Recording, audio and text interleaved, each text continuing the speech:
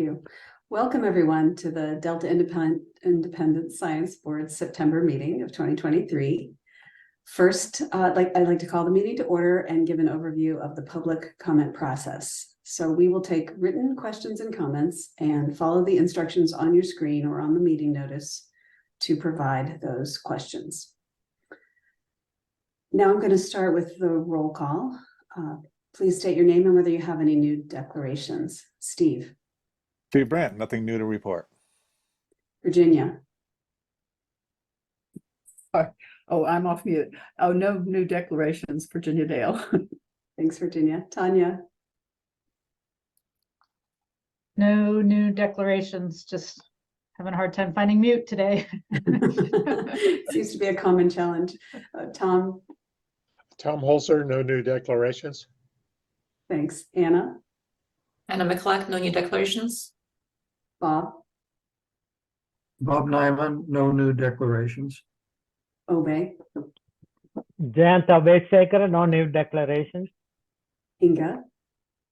Inga Werner, no new declarations. And Lisa Wanger here. I actually have two declarations.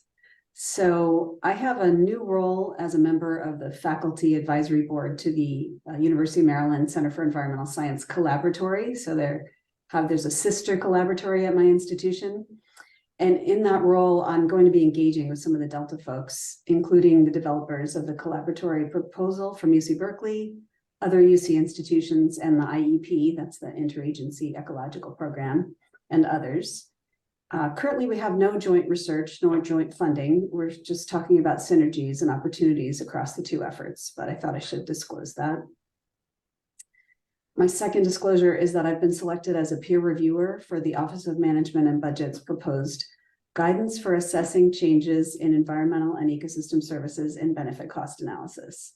So this is guidance that's primarily used in federal regulatory analysis, but it can be used in other policy contexts.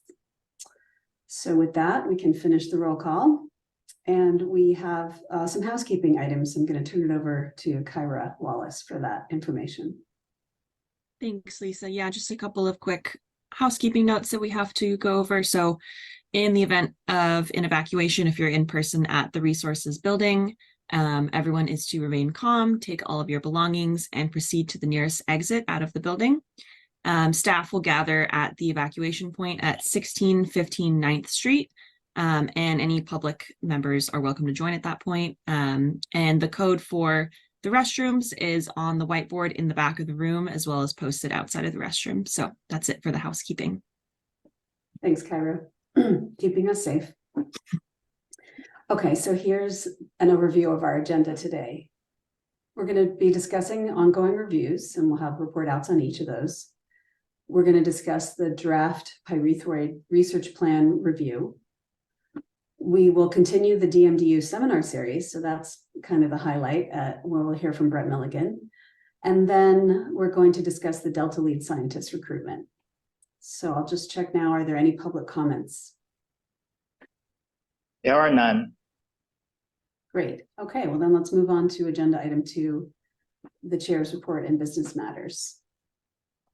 So we have a plan to present an Delta ISB update to the Delta Stewardship Council on September 28th, and Tom Holzer has agreed to present some highlights of the subsidence review, since that has been attracting some interest of policymakers.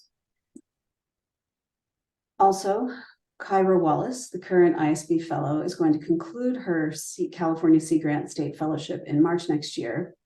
So we intend to participate in that program again this year, or the Delta Stewardship Council aims to participate in that program.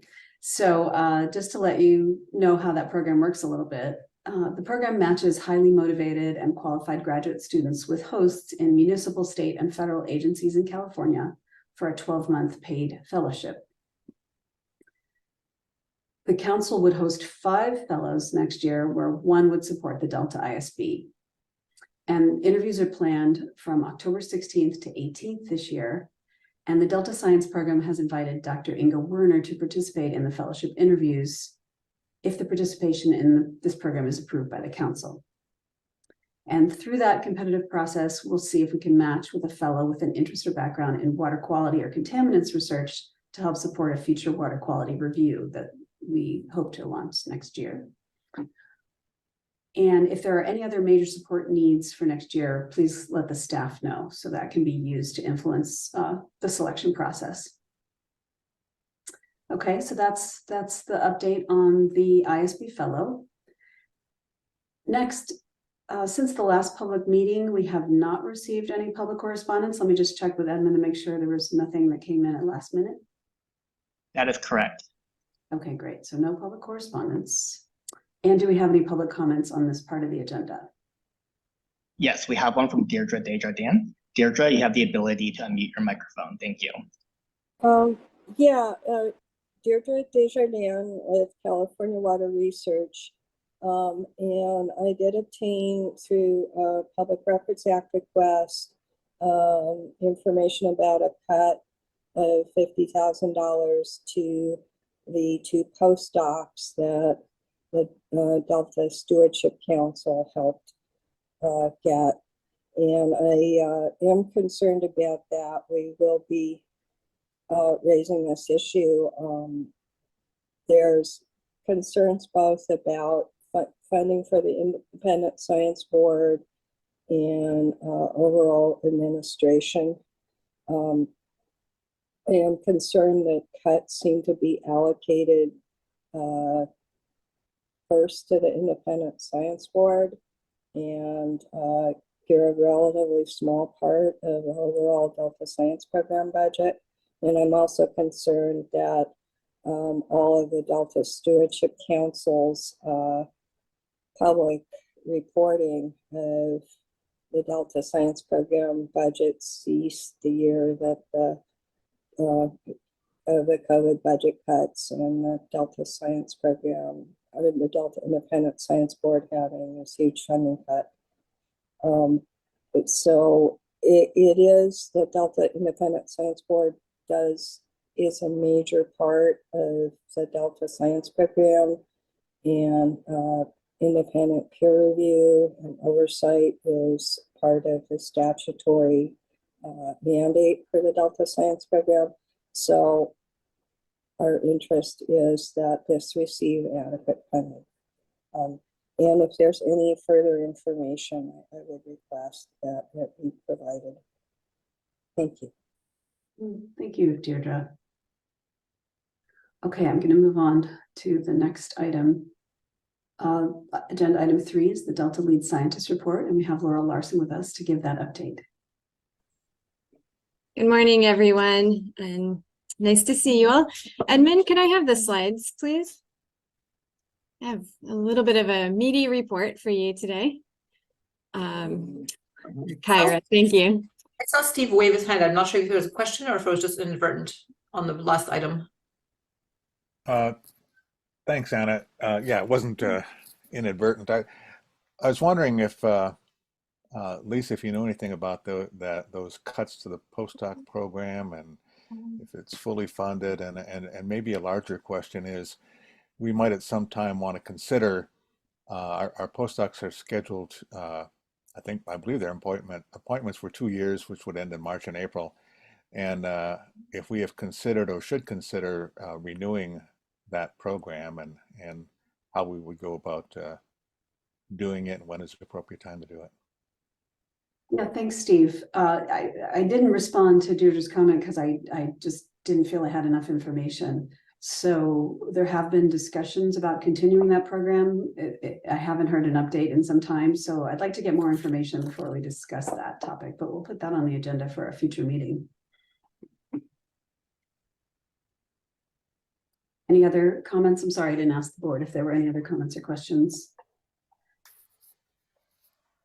Okay.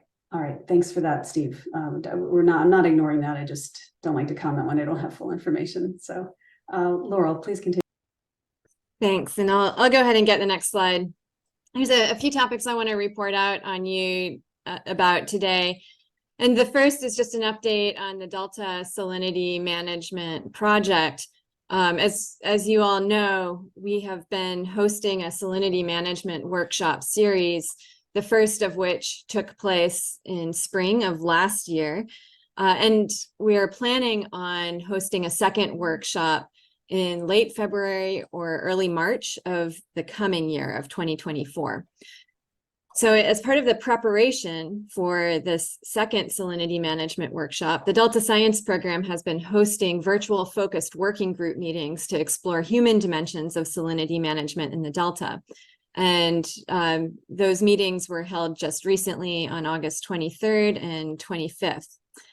Those working groups are specifically meant to inform the direction of social science research in order to better understand the broad range of people impacted by salinity management and their perspectives, values, and priorities.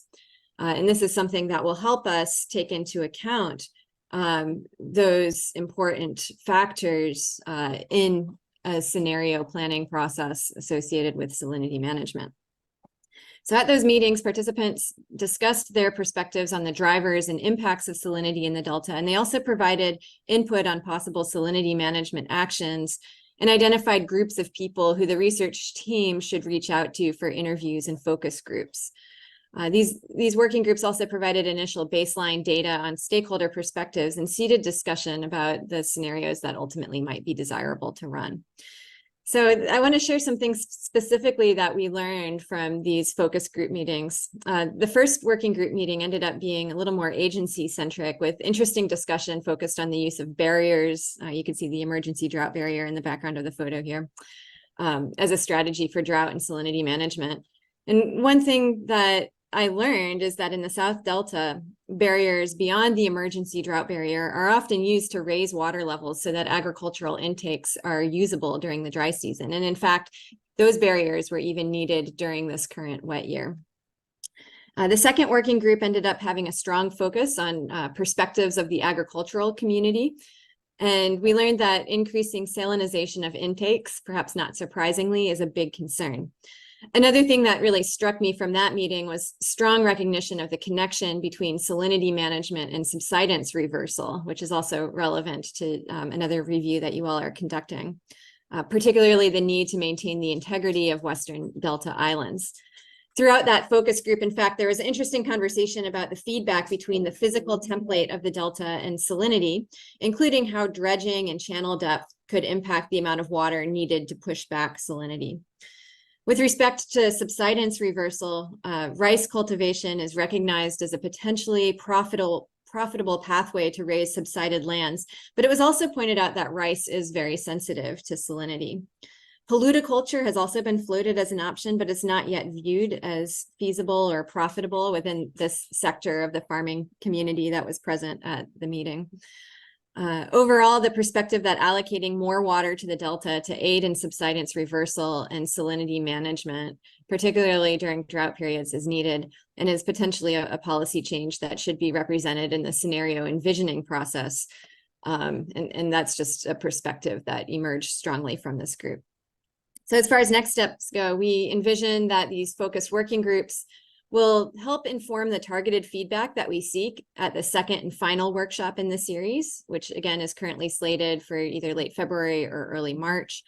And they will also inform a white paper that the Delta Science Program will produce after that workshop. It's our intent that the white paper will compile information about science gaps that might need more focused attention to be able to thoroughly assess trade-offs associated with salinity management alternatives. And it will also make recommendations on additional metrics, visualizations, and potential scenarios that would be helpful to community members and decision makers. And we will report on discussions on how the science community might continue to engage with the agency and policy community around this topic. We anticipate that these recommendations will inform the independent research and participatory scenario approach undertaken by the UC-led project called Just Transitions in Large Social Ecological Systems, Drought, Sea Level Rise, and Salinity in the Delta, which just kicked off this year and has a 5-year timeframe. Brett Milligan, who you will hear from later today in the DMDU seminar, is one of the leads on that project. Can I get the next slide, please? Another thing I want to provide an update on is the independent peer review of the State Water Project Delivery Capability Report, which has linkages to the ISB water supply reliability estimation review, as well as decision-making under deep uncertainty. Recently, I reported out on several of the peer review panels that we are chairing. But I wanted to focus on this one specifically because the reports by the 3 reviewers were just received. So just as some background, the Delta Science Program is currently at the midpoint of facilitating this independent peer review of the State Water Project Delivery Capability Report. And this is a biennial report that provides essential information about the current and projected future water supply capability of the State Water Project. Now, this is a 2-part review, with the first part focused on whether the historical hydrologic data used in the model should be adjusted to account for non-stationarity due to a changing climate, as well as the methods of doing that adjustment. And then the second part of the peer review, which is forthcoming, focuses on risk-informed climate change scenarios to model future performance of the State Water Project system, such as you heard from Andrew Schwartz in a previous DMDU seminar. Now, as I said, the reports have been received. These were 3 ad hoc reports, letter reviews from independent reviewers. Those reports are posted on our website now. And the general conclusion from the reviewers for the first part of the review is that the new method, which accounts for non-stationarity, is certainly an improvement over the previous method, but they suggested that the analyses could be presented more clearly to make a stronger case for changing the methods. And they offered several specific suggestions for further improvements to make in future issues of the Delivery Capability Report. Next slide. I also wanted to provide another update on some recent developments with the modeling collaboratory, which Chair Lisa Wanger alluded to in her opening comments today. So for those of you who are new to the Delta Independent Science Board, I'll just say that the modeling collaboratory is a long-established community science priority. I'm showing its appearance in two of our key strategic documents here, the 2022 to 2026 Science Action Agenda, as well as the 2019 Delta Science Plan. But I will also say that the collaboratory really emerged under Peter Goodwin's tenure as the Delta lead scientist and featured prominently in the 2012 Delta Science Plan. And it was also an action item in the 2017 to 2021 Science Action Agenda. And so the vision for this collaboratory really encompasses a set of shared modeling tools that would be available to make models interoperable. It also consists of a set of shared best practices around the process of modeling in order to answer questions that cross disciplinary boundaries and agency boundaries. And in its latest incarnation, the collaboratory also encompasses human resources that could really simplify the process of using models as a tool to think through different scenarios or develop forecasts. And so those human resources might include scientific computing support, as well as support with community engagement. Let's go to the next slide. This is just a screenshot from the recent Science Action Agenda, which also highlights that the need for a collaboratory was highlighted at the Delta ISB's Science Needs Assessment Workshop during the fall of 2020. And it goes into some of the details that I just articulated about what goes into this collaboratory and really what is the need here. So under previous lead scientists, particularly Peter Goodwin, there was a series of workshops that took place in order to really define what this collaboratory would be and what the needs are, as well as what some of the general next steps were. And then under my tenure, this is also an initiative that I really embraced. And I think that the timing was right to see some serious action on the collaboratory. Increasingly, we're seeing calls for major agencies like the Department of Water Resources to revisit their forecasting strategies. And we're also seeing mounting challenges associated with extended drought, climate whiplash, and many of the other issues that you all deal with in your reviews.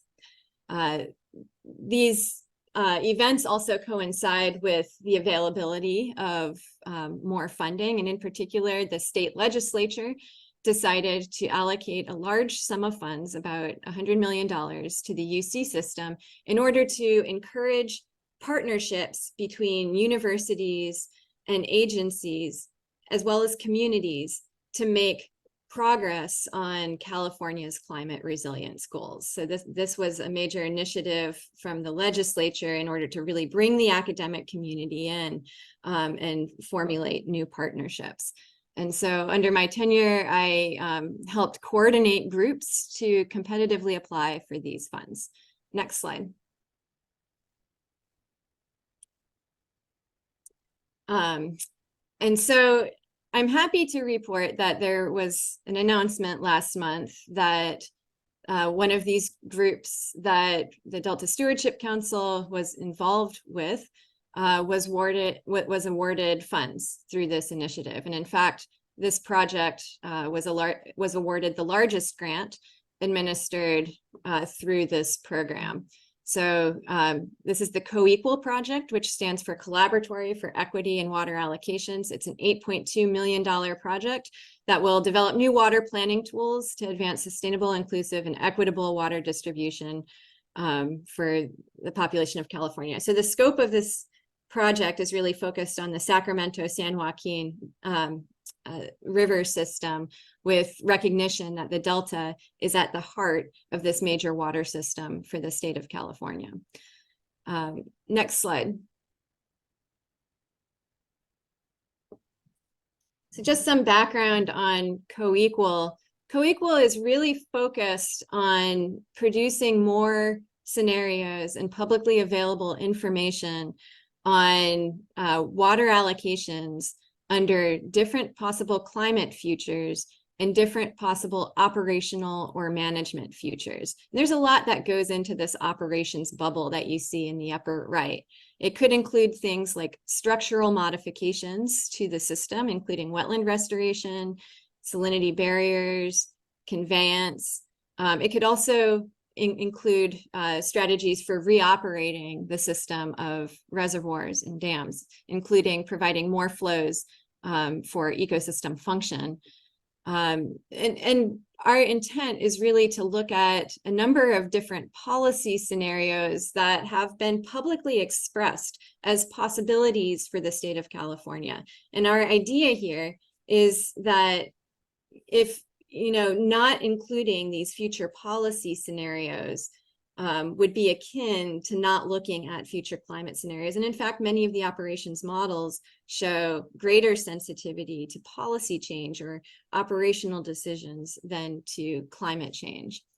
And so we will be working with community groups to identify these plausible future policy, operational, structural scenarios for the system, permuting those with climate scenarios, and creating a library of water allocations scenarios that are publicly available, searchable, accessible, and then different groups, different use cases within that project will look at trade-offs associated with those water allocation scenarios that are really focused on different areas. So one is looking at drinking water for vulnerable communities.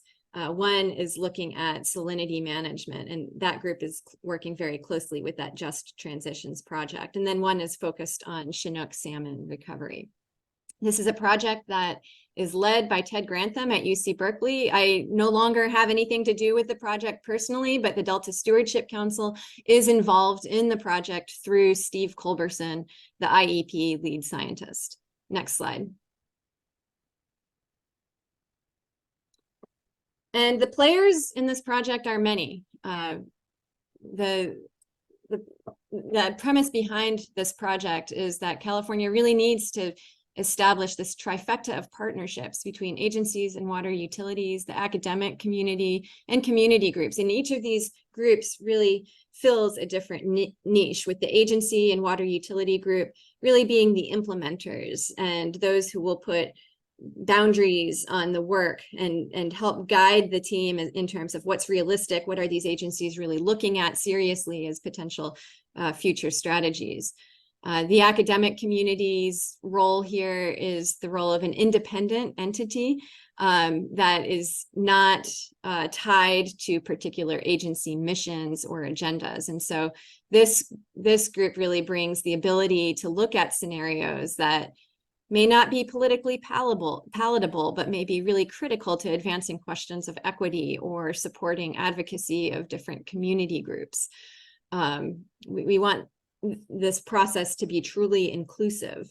There are also a number of different community groups, including tribal communities that you see here.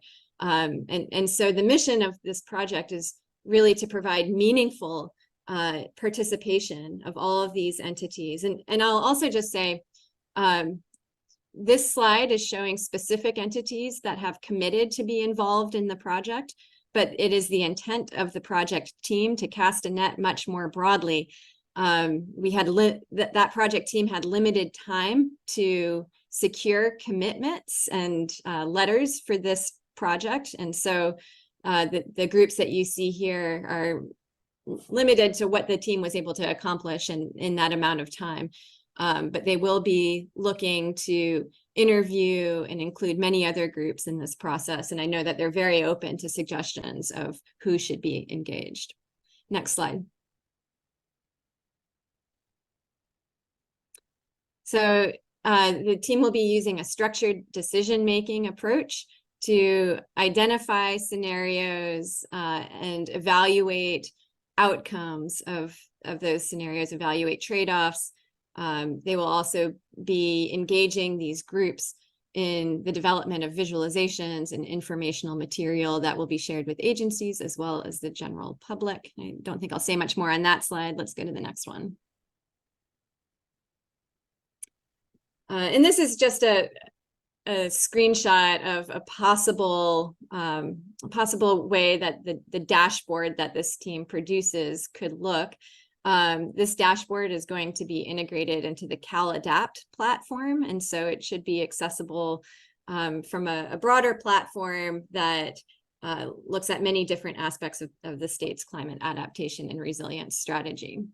The team anticipates that users will be able to select scenarios in a number of different ways, either by their attributes or by the geographic location. They'll be able to zoom in and see what these scenarios mean for particular basins of interest, and then there will be aggregated ways to view the results as well. Next slide. I've been getting a lot of questions about how that co-equal project, how the Just Transitions project intersects with this larger vision, this larger community vision of the Delta Modeling Collaboratory.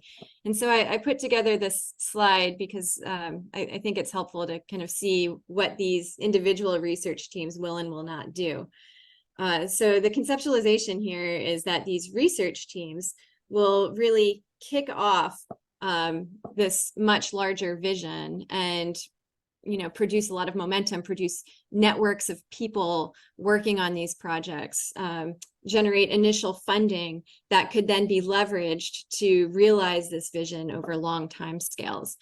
And so the co-equal and Just Transitions projects are really focused on specific use cases or applications, with co-equal being focused on water allocation scenarios and several different use cases, one of those being salinity management.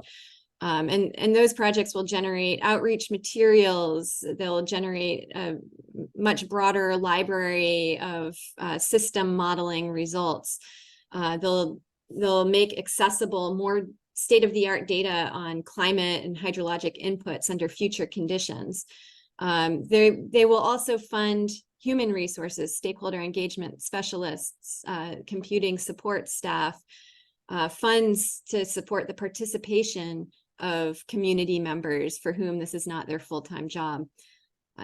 They will produce a user interface for navigating and visualizing model results, and new tools for incorporating structural modifications of the delta and sea level rise into the systems modeling in order to ensure that the feedback is adequately captured. That is a limited subset of the larger vision for the collaboratory, which would also include a general model repository, a user forum to help educate new users on how to adopt these models and link them. The modeling collaboratory would also include tools for standardized data pre-processing and post-processing and model visualization. I should say these are all things that we've heard through our most recent integrated modeling framework workshop. Tools to facilitate model linking. There's a need for long-term leadership, and I think there is a strong argument for that leadership being independent and housed within the academic sphere, but this is something that we're still seeking feedback on. It would also include long-term staff support for things like community engagement and computing. Funds for working group sponsorship. So the idea would be that once a successful model for this collaboratory is established, there would be competitive funding opportunities for other groups that, engage this trifecta of agencies, academics, and community members to work together in a very focused way over an intense period of a year or two or more. In probably the most idealistic version, there would actually be a physical center for these working groups to come together and interact. Other things included in this vision are toy models for immersive outreach, so highly simplified models that the public, that students could engage with, really get a more intuitive sense for how this complex system functions and what it is most sensitive to. And then it would also include training on open science communication and open science best practices. So it's this larger vision that the Delta Science Program is going to be continuing to advance as they serve as a liaison to the Co-Equal project. And this is something that will be brought to DPIC as well in the November meeting. Next slide. And I do see Tom's hand up. I have a few other items I want to report on, but maybe I should pause here to take questions from the ISB. Okay, yeah, Tom, you're muted. Let's make sure we have time. Yeah, go ahead, Tom. You're still muted. Tom, you're muted. And maybe while we're solving the mute issue, we could just go back to the previous slide for reference.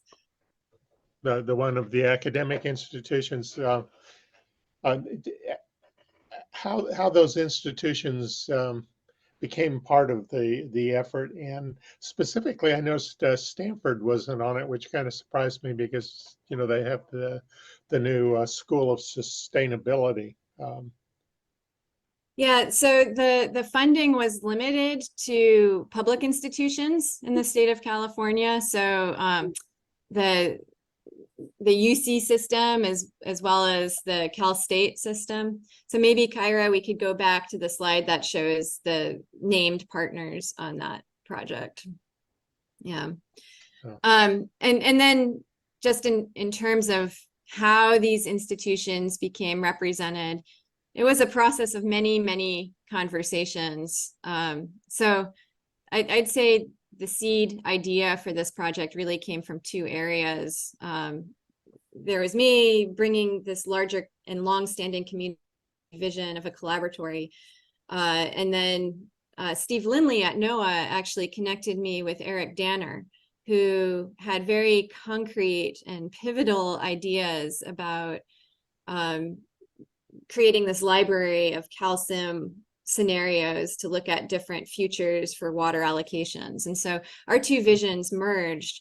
Eric and I talked to many people trying to identify a leader for this project among all the institutions that you see.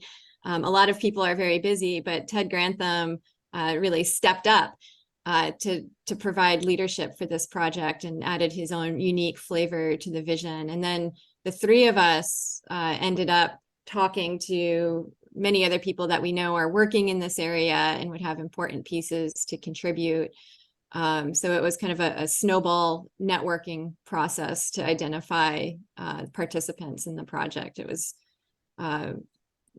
those conversations occupied a significant fraction of every day as we were putting together letter of intent and then ultimately the proposal. One final question. Was there any discussion of extending it to other institutions, including ones outside of the state of California? Well, again, we were limited by the parameters of the funding right provided to us. In the future. Yeah, and there's definitely interest in coordinating out of state. So as Lisa mentioned, there is a sister collaboratory effort that's being planned by University of Maryland Center for Environmental Sciences. And as we've talked, we've realized that there are a lot of needs held in common, including needs for some of the training materials, for some of the interface and model linking materials. And we're also facing really similar types of challenges, like how can we improve agricultural practices to be more climate smart? HABs is a growing concern in the Chesapeake as well, in addition to salinity management. So we've realized there could be a lot of synergies in working across these state boundaries and really having a larger view of these large scale social ecological systems and the challenges that they're facing and how we could really make progress on those challenges through a participatory modeling scenario-based approach. So I would say there's strong interest in, expanding beyond this group. But this group is already, facing a really big project management challenge with all of these institutions present. And they have a very tight time frame to work on, a period of 2 years. And so there's going to be practical considerations and not going too big too quickly. Because my only experience with a co-laboratory, it was what made it, that's the Southern California Earthquake Center, what made it so good was that it did allow people out of state to participate. Yeah, I think there's a long-term vision that is beyond this particular project, Tom. So thanks. Yeah, that's interesting to know about that. Yeah. Virginia, what's your question? Let's see, okay. In one of your slides, you used the word toy models, and I wonder if you'd extrapolate that a little bit because, explain it a little further. What you mean. So toy models is a term that I'm really familiar with from the modeling community. They're also called reduced complexity models. So they're models that try to capture maybe some of the most essential dynamics of a complex system, while simplifying other aspects. So maybe not including all of the variables that interact, or maybe including just simplified equations to represent those dynamics, or having reduced spatial or temporal complexity. So they're models that really essentially can be used as toys for people to play around with, to get a feel for maybe not the details of how the system is responding to perturbations or tweaks of the knobs, but can really give them a good and more intuitive sense for what the key sensitivities are. Does that make sense? Yeah, it does. I was just going to say, I have an editor who talks about smartening up science, and that's kind of what you're trying to talk to a more general audience. And I don't really like the word toy as much as reduced complexity, because it implies that it's a toy when it's actually a very useful tool. Personal preference. Yeah, I've used both interoperably, and I appreciate that perspective, and we'll keep it in mind. Thanks, Virginia. Steve. Yeah, thanks, Laurel, for a nice report. And this certainly looks like an exciting project, and whoever derived the acronym deserves a gold medal. Two simple questions. One, is there a website or a report available that we can look at more details? And secondly, how long is a project? It is a project. Yeah, it is a 2-year project, and UCOP has been firm about about not extending those projects, and so the group is looking to make very rapid progress. And then in terms of your first question, whether there's a website, it's my understanding is it's under development right now, and there will be one soon, hopefully. I do know that that project is having its first like in-person kickoff meeting in a couple more weeks. And in terms of what you can read, I know the proposal has been shared with the ISB already as part of previous meeting materials. And so I could ask Edmund just to bring that to the top of your inbox again. So what happens after the 2 years? This seems like a tremendous amount of work for 2 years. You know, one of the conditions of getting funded is that there was some thought provided to how the work could continue and continue to be influential. And so, you know, I think, as I said before, this early work could really be leveraged, I think, to secure agency commitments once the value of this work is really demonstrated. And so part of, you know, I think the role of the next lead scientist moving forward in terms of how they're going to interact with this project will just be to ensure coordination and communication between this project team and the agencies who could be beneficiaries of the project, to ensure that their work is both aligned with agency needs, but also that it's communicated back, and particularly that its value is communicated back. And, you know, the DPIC member agencies previously in considering products that came out of previous workshops focused on the collaboratory were very supportive, but also came back to the science program and said, look, we need some more concrete direction, more specific direction before this becomes a commitment. And so the hope here is that both the work the science program is doing with the integrated modeling framework workshop and the strategy document that is being drafted as an output of that, and the work of this project team will create a case for securing long-term funding for at least a coordinator, hopefully some of these cyber infrastructure resources as well. And I think there will also be a number of opportunities that arise for large projects of a similar scale through major federal, probably federal agencies.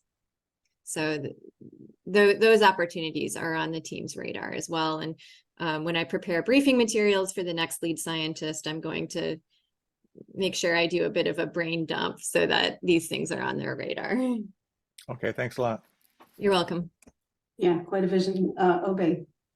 Yeah, thank you, Laurel. This seems very exciting, you know, very forward-looking, I think. A couple of comments. One is, you know, following Tom, this experience outside the state of California, and one obvious example for me is Florida. We, you know, initiated what is known as Interagency Modeling Center to establish these partnerships.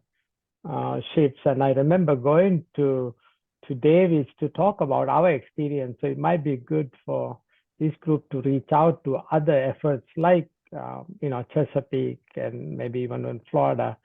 And the other comment is on the left-hand side, the agencies.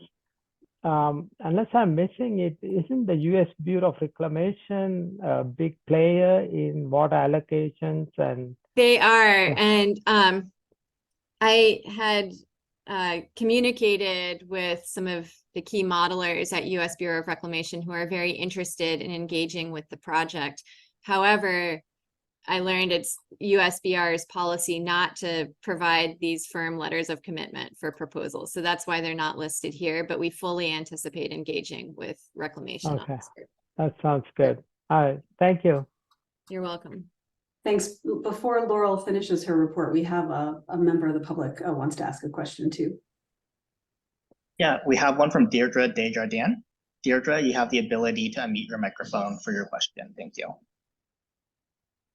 I wanted to ask Laurel if she was aware of the issues with the model weights for the calcium model, which kind of bring into question the results of like a salmon use case.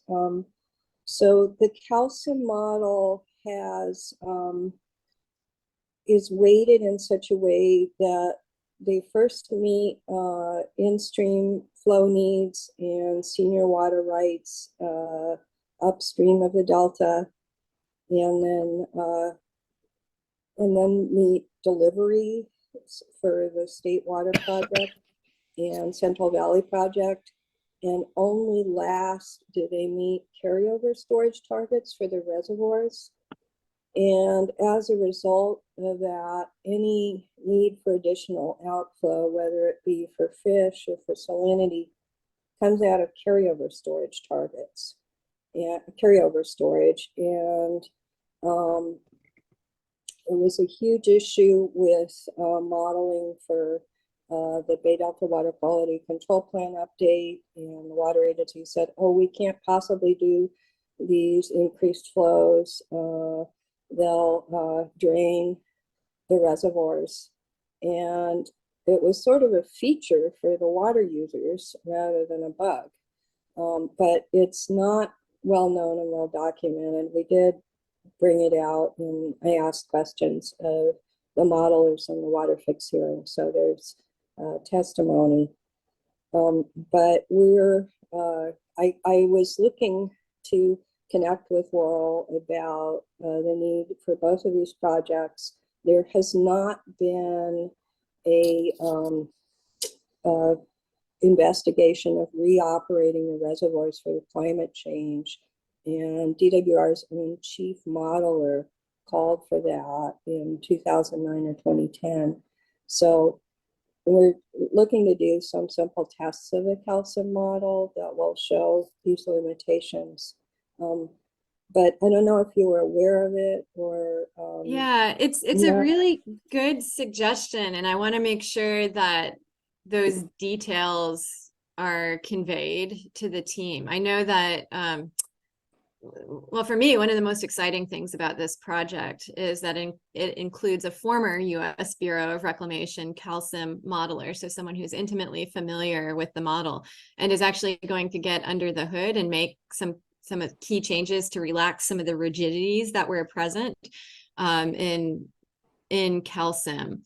And that is to address some of the shortcomings and inflexibilities. And I know that team is rapidly going to be trying to engage with various community members to come up with, what to prioritize in terms of making that model more flexible. So I want to make sure that that comment is conveyed to the team. Yeah, my concern when I looked at the community partners was there was absolutely nobody there who engaged in the modeling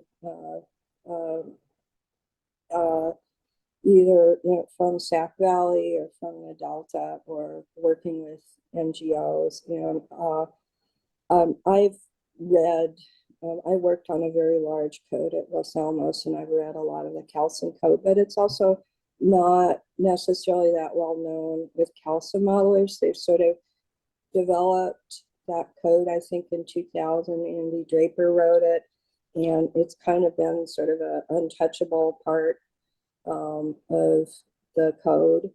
But it requires, the other thing is that the model demands are hard-coded and it's hard-coded to demand more exports than the system can reliably provide. And U.S. Fish and Wildlife Service, NIMS biologists requested repeatedly that DWR reduce demands for the Delta Tunnel modeling, the original water fix project, and they just didn't want to do it. So it's a long-term issue of sort of if you look at the water project's history, the State Water Project never really had enough upstream supply for, they only have like 10% of their contracts can they meet with firm demand, and that's been going down because of climate change. So I went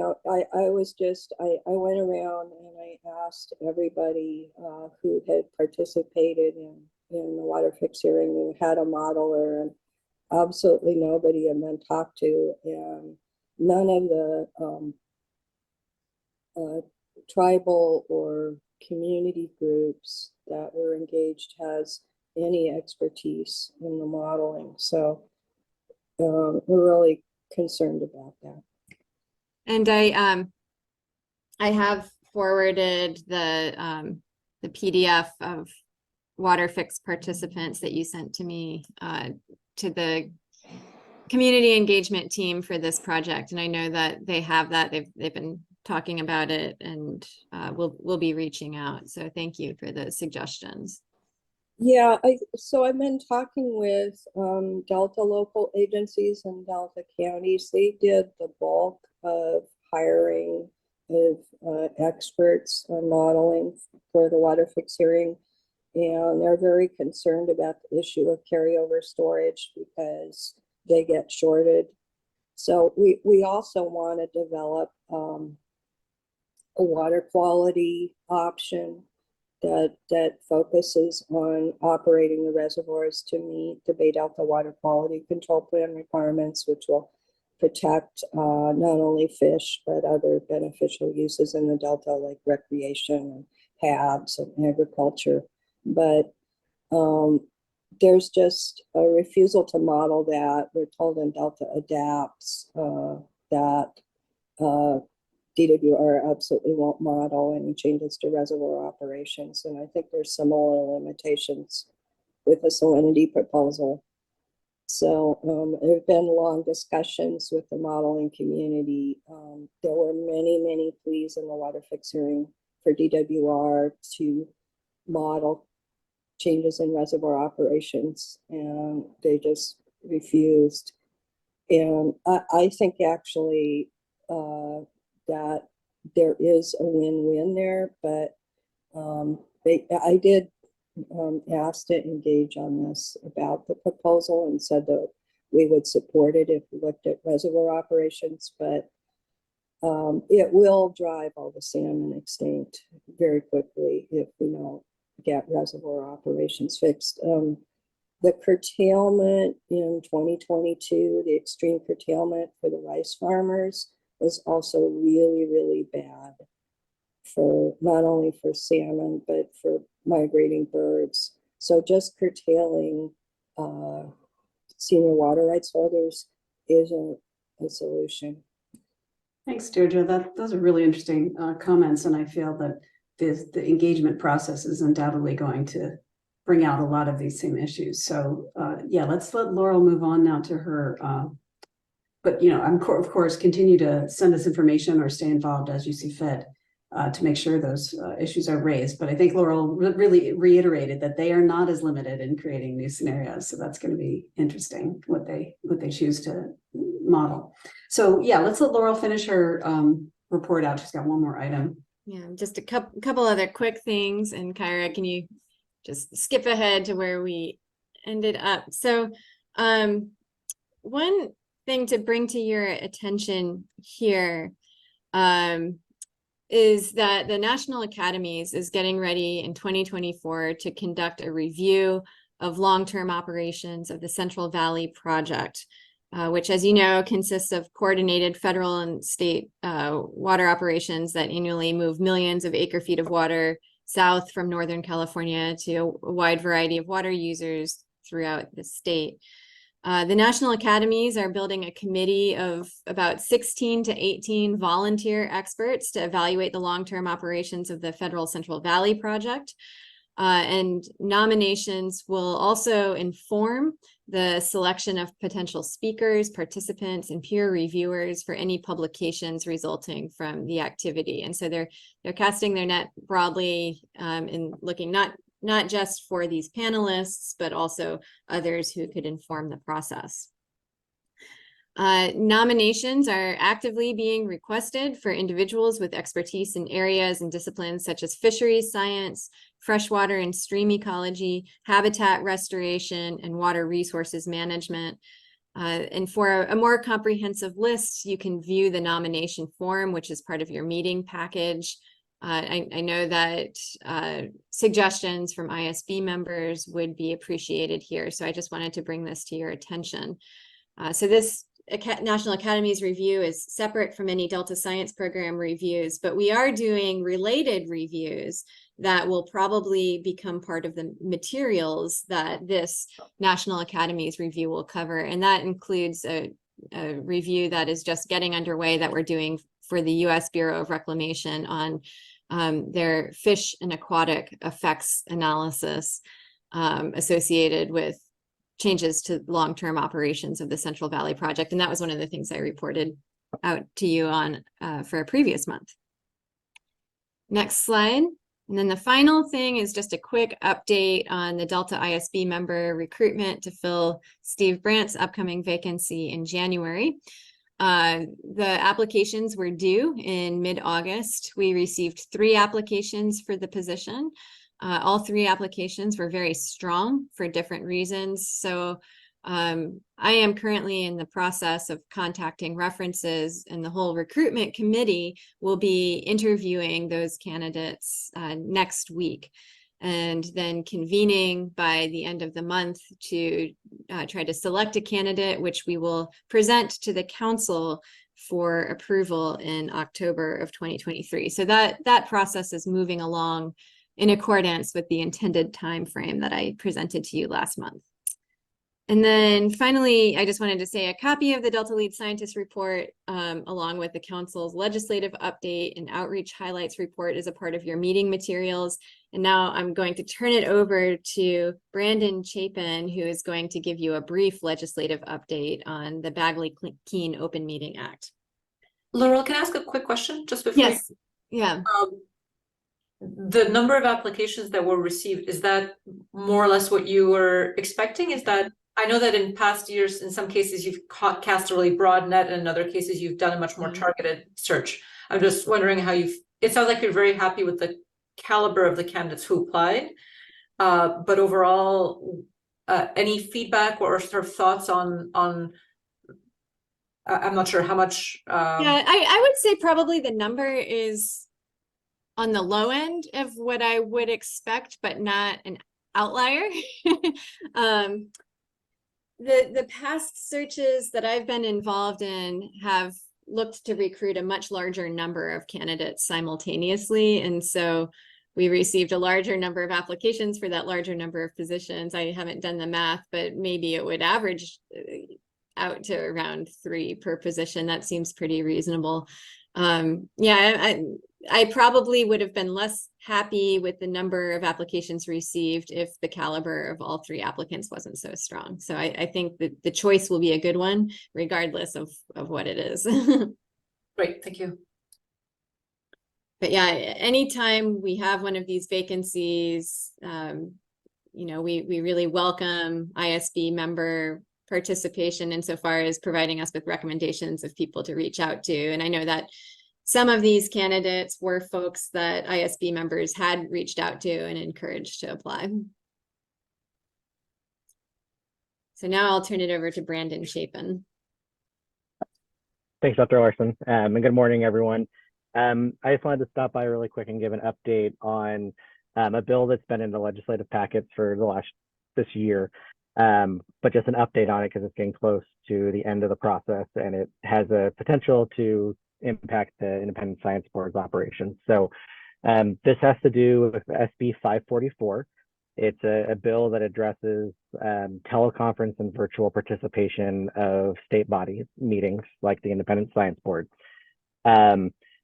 This is from Senator Laird. He's been attempting to try to provide increased flexibility for state bodies given the transition that everyone's gone through of COVID and the transition into more virtual participation of meetings.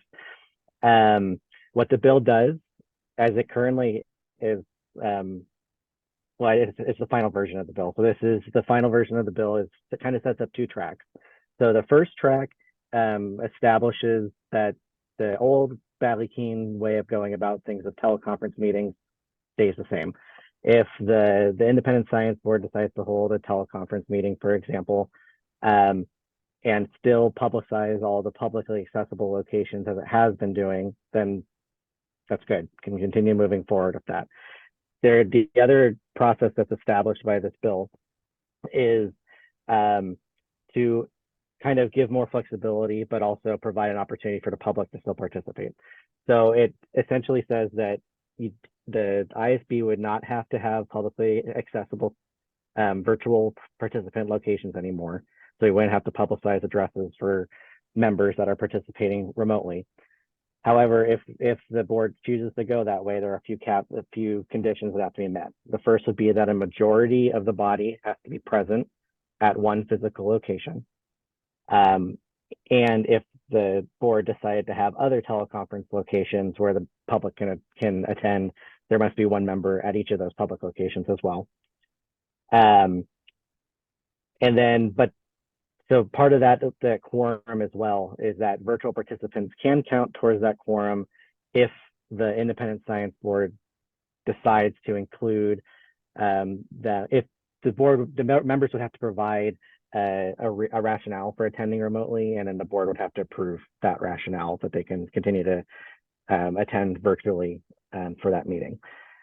The other portions of it is that if there is a remote member, they would have to disclose anyone 18 or older in the room at that location. And the remote member must appear on camera unless technologically impractical or a website, the internet goes down or anything like that. In which case, the member would just have to state that at the beginning of the meeting or when their internet goes down, why they have to turn their camera off. And then the last portion is that if any part of the meeting that allows the public to attend remotely fails, then the meeting has to end. So that's the second track. So like I said, there's still the original way that Badly Keen has operated, that the board can continue to operate under. But if the board would like to take on these other ways of going about doing virtual participation, they can as well. I will add, though, that this is still going through the legislative process. It's passed both the Senate and the Assembly. It's back in the Assembly or the Senate today for concurrence before it would go to the governor to either sign or veto the bill. And if it is signed or passes and then signed, it would go into effect January 1 next year. Yeah, I know it's confusing, two different processes but I'm happy to answer any questions as best as I can right now. And I will also add that if this does pass, I'm sure there will be legal guidance both from our own legal team and then also the Attorney General's office for how to proceed with the two different ways of going about Badly Keen.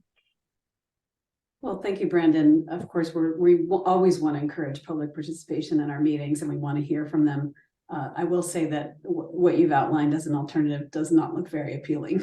So you've added a lot more constraints and paperwork. So yeah, just a comment there. Any other comments or questions from the board? Okay, hearing none. We'll just see if there's any public comments on anything to do with any element of the Delta Lead Scientist report or this legislative update. Yep, we have one from Deirdre Desjardins. Deirdre, you have the ability to unmute your microphone. I did just want to add about the review of the Delta of the review of the State Water Project Delivery Capability Report. So the primary issue with DWR snow runoff forecasts has been found by the Forest Service to be depletion of the root zone. What's happening is there's been a delay in the onset of the rainy season, and temperatures are hotter. And when we have reduced precipitation, there's increased evapotranspiration in the watershed, and it pulls some moisture out of the forest, and the forest pulls some moisture out of the root zone. And so when you get snow and it melts, the first thing it does is soak into the soil and into the root zone. And then it's drier. There's a bucket that has to be filled before you generate any significant runoff. So it's a major issue, the way, and it needs to be fixed, not just progress towards. And unfortunately, the Department of Water Resources did a Mann-Kendall linear trend test, which isn't sensitive to the kind of regime shifting in runoff that, because we really started to experience hot droughts around 2013. So their test may not be sensitive enough, but there actually is some research, and unfortunately, nobody was able to provide that information to the reviewers. But it's a major issue for salinity management. It means that we're likely to get less runoff in drier years permanently. And if the increased evapotranspiration is like another water user in the watershed, as Daniel Swain said. So we hope that there'll be an opportunity to get the department to use best available science, and particularly the Delta Science Program. So it does continue to be a major issue for runoff forecasting, and the CALSA model unfortunately doesn't incorporate this kind of watershed drying. Thank you. Well, thank you, Deirdre. Yeah, we are generally aware of this issue, not at the level of detail that you seem to be, and we certainly understand that it's possible that the current models don't handle regime shifts well, but we may bring up some of these issues in our DMDU review. But I don't know, Laurel, do you want to say anything else about the review at this point? I don't think I have anything else to say about it right now. Okay, very good. But yes, yeah, I think, Deirdre, we do understand that's an important issue, and we're not going to let that drop. I'm sure DWR is probably also thinking about ways to do better over the long term, and maybe they couldn't do something over the short term, but we'll keep paying attention to that issue. Thank you. All right, well then I think we go on to our next agenda item. If folks can hang on. We do have a break coming up after this next agenda item, but what we'd like to do first is discuss and have a potential action related to the review of the draft Pyrethroid Research Plan by the Central Valley Regional Water Quality Control Board. And I'm going to hand it over to Inga to introduce this issue. Thank you, Lisa. Yes, I'm just going to recap what's happened so far for those attendees that haven't heard this before. So 2017, the regional board adopted an amendment to the existing water quality control plan for the Sacramento River and San Joaquin basins, which established the pyrethroid control program. The program included a pyrethroid conditional prohibition for the Sacramento and San Joaquin River basins and established total maximum daily loads. It also included a provision that the regional board would work with stakeholders to develop a pyrethroid research plan that describes research and other special studies to inform future iterations of this control program, including the establishment of water quality objectives for pyrethroids. So the draft Pyrethroid Research Plan was released in July, and comments are due next week, September 18th. At our last meeting, we discussed the plan based on the following discussion questions. Does the research plan optimally address management's needs? Will the research plan adequately address open questions concerning ecosystem effects of pyrethroids? How will research efforts be coordinated with other agencies? And is the data management, including quality assurance, part of the plan? Since the last meeting, myself and Bob Naiman drafted a review, which based on your comments, which is part of your meeting package. And we would now like to discuss the review and see if it's ready to be submitted to the Central Valley Regional Water Quality Control Board. Just briefly, I'll just briefly give the main points of this review. So the DISB recognizes that the plan lays out several clear management questions and identifies some important research gaps. However, the DISB feels that there should be a stronger linkage between management needs and the proposed research, and a stronger focus on monitoring and adaptive management. It is not clear how new research or monitoring would directly inform the management questions laid out in the draft plan. We also questioned the usefulness of the draft plan for resolving management questions in a timely manner, and thereby recommend some focused approaches. And in addition, we state that evaluating the effectiveness of mitigation measures, including costs, should be considered as an overarching theme. So that's very briefly what we lay out in this review. We also deliberately refer to environmental health in this review rather than environmental and human health, just to point that out, because environmental in a broad sense also includes humans, and the research plan is clearly aimed at aquatic ecosystems. So as discussion points today, I would like to suggest two items, two questions. First of all, we would like to know if we appropriately captured all of your comments.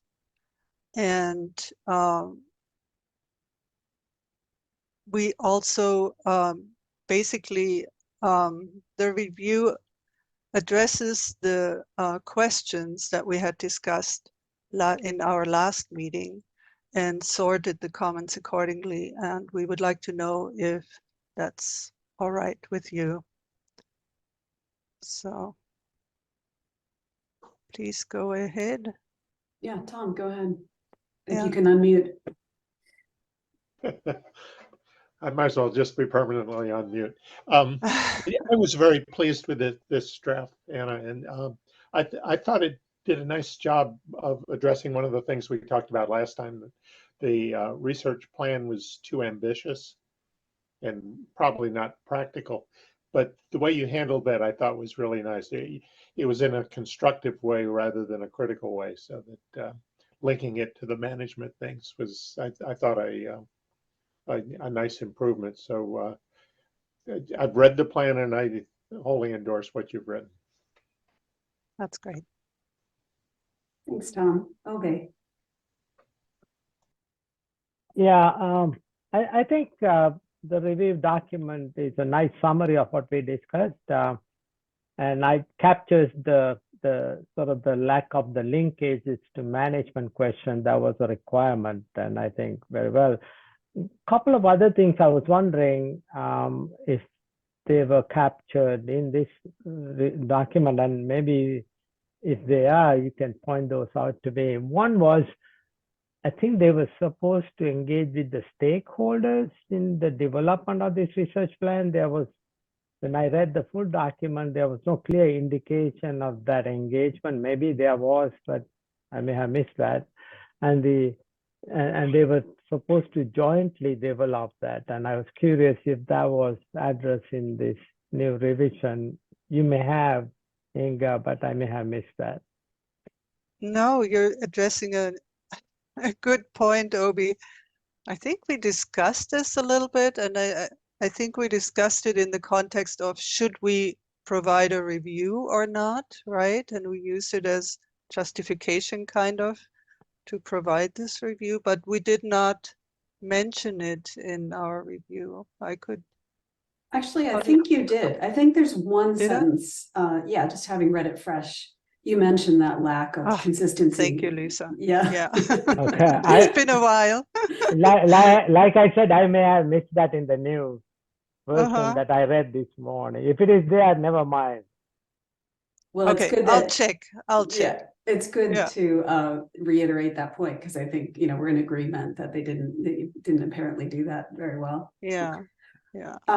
I had a comment, it was brought to my attention that maybe the addition I made about using dynamic adaptive planning was a bit cryptic. So I'd like to offer some suggestions of ways to make that more clear. And so I'm looking at under 1C, given the many unknowns of pyrethroid management, it's also worth considering a dynamic adaptive planning approach.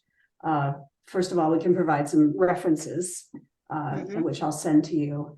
And I think we just really want to be clear that dynamic adaptive planning is a type of adaptive management that really looks for tipping points or changes in the system. So I think maybe we need to wordsmith that sentence to clarify that it's not just regular adaptive management. And maybe there's an example we could give where it can be an involved process, but it could also be done in a lighter way initially as a way to deal with imperfect information. And that is just look at the cost effectiveness and potential impact at scale of doing alternative pyrethroid reduction options. And if you can come up with a simple way to systematically compare those options, it can move forward implementation before you have perfect information. And so if folks think that's helpful, I could add some text along those lines, that you're really just looking for, well, things that would make sense to do, even if you didn't have perfect information about how much you needed to reduce or what the future is going to hold. But if you're sure you want to reduce, it's a way to move forward. So I would recommend that. And then a related comment is at the end of the memo, dynamic adaptive planning comes up again under this idea of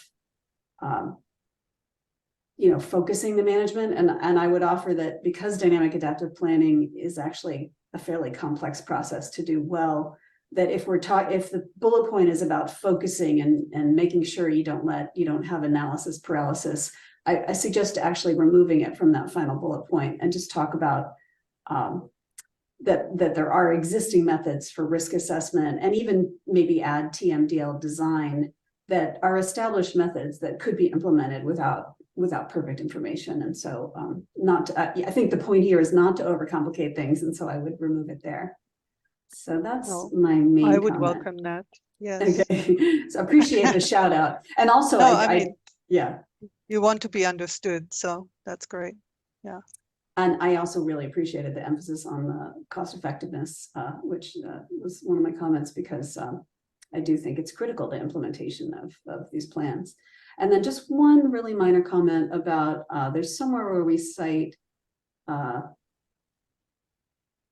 let's see, hang on, I gotta find it. There's somewhere where we talk about something but don't provide a reference. Let's see. Yeah, I guess it's, I see where it is. Sorry. Somewhere where we use the word suspect. So yeah, we suspect that adequate information is currently available. It'd be nice to have a reference or just a source for that.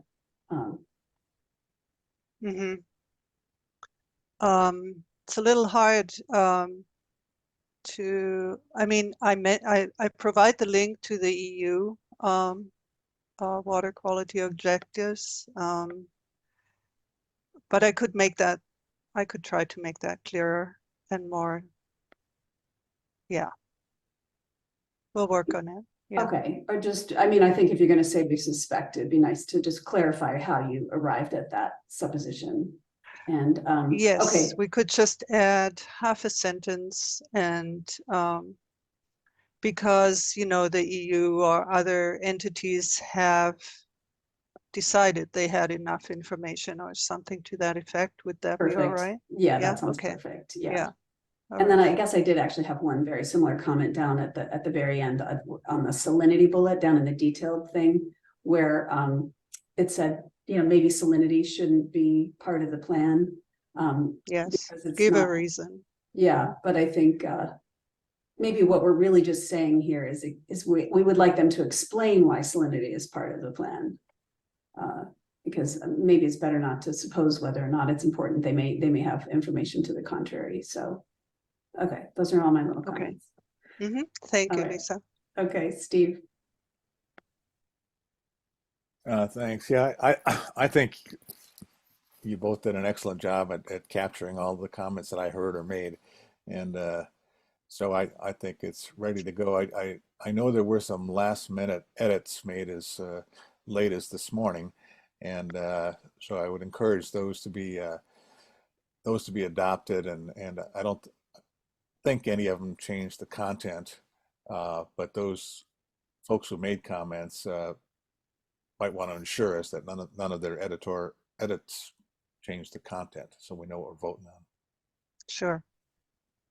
Yeah, I didn't see them until about an hour ago, so, but from what I saw, other than what Lisa just mentioned, I saw they were fairly minor comments, so yeah. Virginia. Well, I was one who sent in some minor comments this morning, and most of them are my being careful about commas and things like that that are ridiculous. But I do have a few comments. One deals with what was the term used here? Let me go back up here.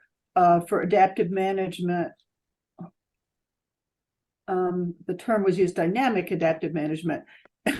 You know, and I hadn't seen dynamic adaptive management. I think of all adaptive management as dynamic. And so Lisa may need to provide a reference, but I was thinking that you could embellish that a little bit more and say pretty much what Lisa said. And that was what my comment was about. And again, the reference that I think is useful in this is the one by John Weens that the prior committee developed, that it's useful in terms of its definition. So I put that into comments. Another one was on that same page, at the bottom of page 4, the report. Oh, and I didn't say, you guys did a great job. So you really did. So I was amazed at how well you capture things, but not much to say. But at the bottom of the page 4, you talk about after control plans have been implemented. And, you know, when I look at the document, when it talks about the water quality control plans, it used capital letters, and I wasn't sure which control plans you were talking about. So just a little clarification there. And then the final comment is on these co-stressors. And I particularly looked at microplastics because, you know, somebody wondered about that. And I thought the comment you have is pretty good in that in the report there microplastics as are mentioned and some data and a references provided as why they are a co-stressor. But I think going back to what is in the introduction to the co-stressors, saying that it is an endless hole in which you could get is really important. And so I suggest maybe in that section earlier on page 7, where these co-stressors are introduced, the report says, you know, this is a bottomless pit, but if the co-stressors are to be addressed, maybe give a priority or rationale for choosing which ones are to be addressed, rather than just saying it's a bottomless pit. Because when I looked at the microplastics, it looked like it might be reasonable. And, you know, other people will come in and say that for them. But having a strategy in the report, you know, for how they're going to look at these co-stressors would be useful. And of course, looking at the key elements first before they dive down this bottomless pit, if it's that. So those are all my comments to a very good report you developed. Thank you, Virginia. I think we call it focus more, but I like the idea of suggesting they prioritize and provide a rationale for everything they provide. They propose. Yeah. And I might just quickly add to that, maybe also say criteria for inclusion specifically. Yeah, I think it's really criteria. Okay. Any other comments? Doesn't look like it. Then Okay, I well- hand over to you, Lisa, I think. Yeah, sorry, I have jets flying overhead. I hope that doesn't interfere. No. So yes, great discussion. Thanks everyone for taking the time to add to that. And I agree, you guys just did a fantastic job. Okay, so at this point, we would like to potentially take action on this if folks agree. So I would suggest a motion that someone would move to approve the content of the review and submit to the Central Valley Regional Water Quality Control Board after comments from today are addressed by Inga and Bob. Tom, are you offering to make a motion? I would like to offer that motion to approve the report Excellent. by considering the comments. Thanks. Do I have a second? I'm happy to second. Okay, or Virginia, raise your hand. Anna, yeah, we'll let Edmund choose. And then at that, we do a roll call vote. So I'm gonna call your name and you let me know if it's an aye or a nay. Need Sorry, public comments first. Oh, public comments. Thank you, Edmund, for keeping me on track. Also, Obi, you unmuted. Did you have a comment briefly before we go to public? You muted yourself, Obi. You were unmuted. Yeah. No, I don't have a comment right now. Okay. Sorry. Let's go to public comments. Thank you, Obi. Yep, we have one from Deirdre Desjardins. Deirdre, you have the ability to unmute your microphone. I wanted to say, I think your review of the Pyrethroid work plan looks really excellent. I did want to suggest maybe adding a reference. This paper just came out about Earth being beyond 6 of 9 planetary boundaries. And one of the ones that we're most beyond is biosphere integrity, genetic and functional. And also they talk about being beyond the planetary boundary for novel entities, that is contaminants. It's quite stunning, and I thought it might be good to put our local piece of the biosphere in that context, and I can send you the reference. Yeah, please do send that. Sounds good. Okay, so now any other comments, Edmund? No additional public comments. Okay, thanks. So let's do the roll call vote. Steve? I approve. Virginia? I approve. Anya? I approve. Tom? I approve. Anna? I approve. Is Diane here? She had a class. Okay, we'll skip Diane. Bob? I approve. Obey? I approve. And I'll call on myself. I approve. And Inga? Yes, me too. Thank you very much. All right, we have a unanimous vote. The motion passes, and we will take care of that. All right, and so now we actually get a 15-minute break. So that's good news. So let's come back at 1/4 wherever your time zone is, and see you soon.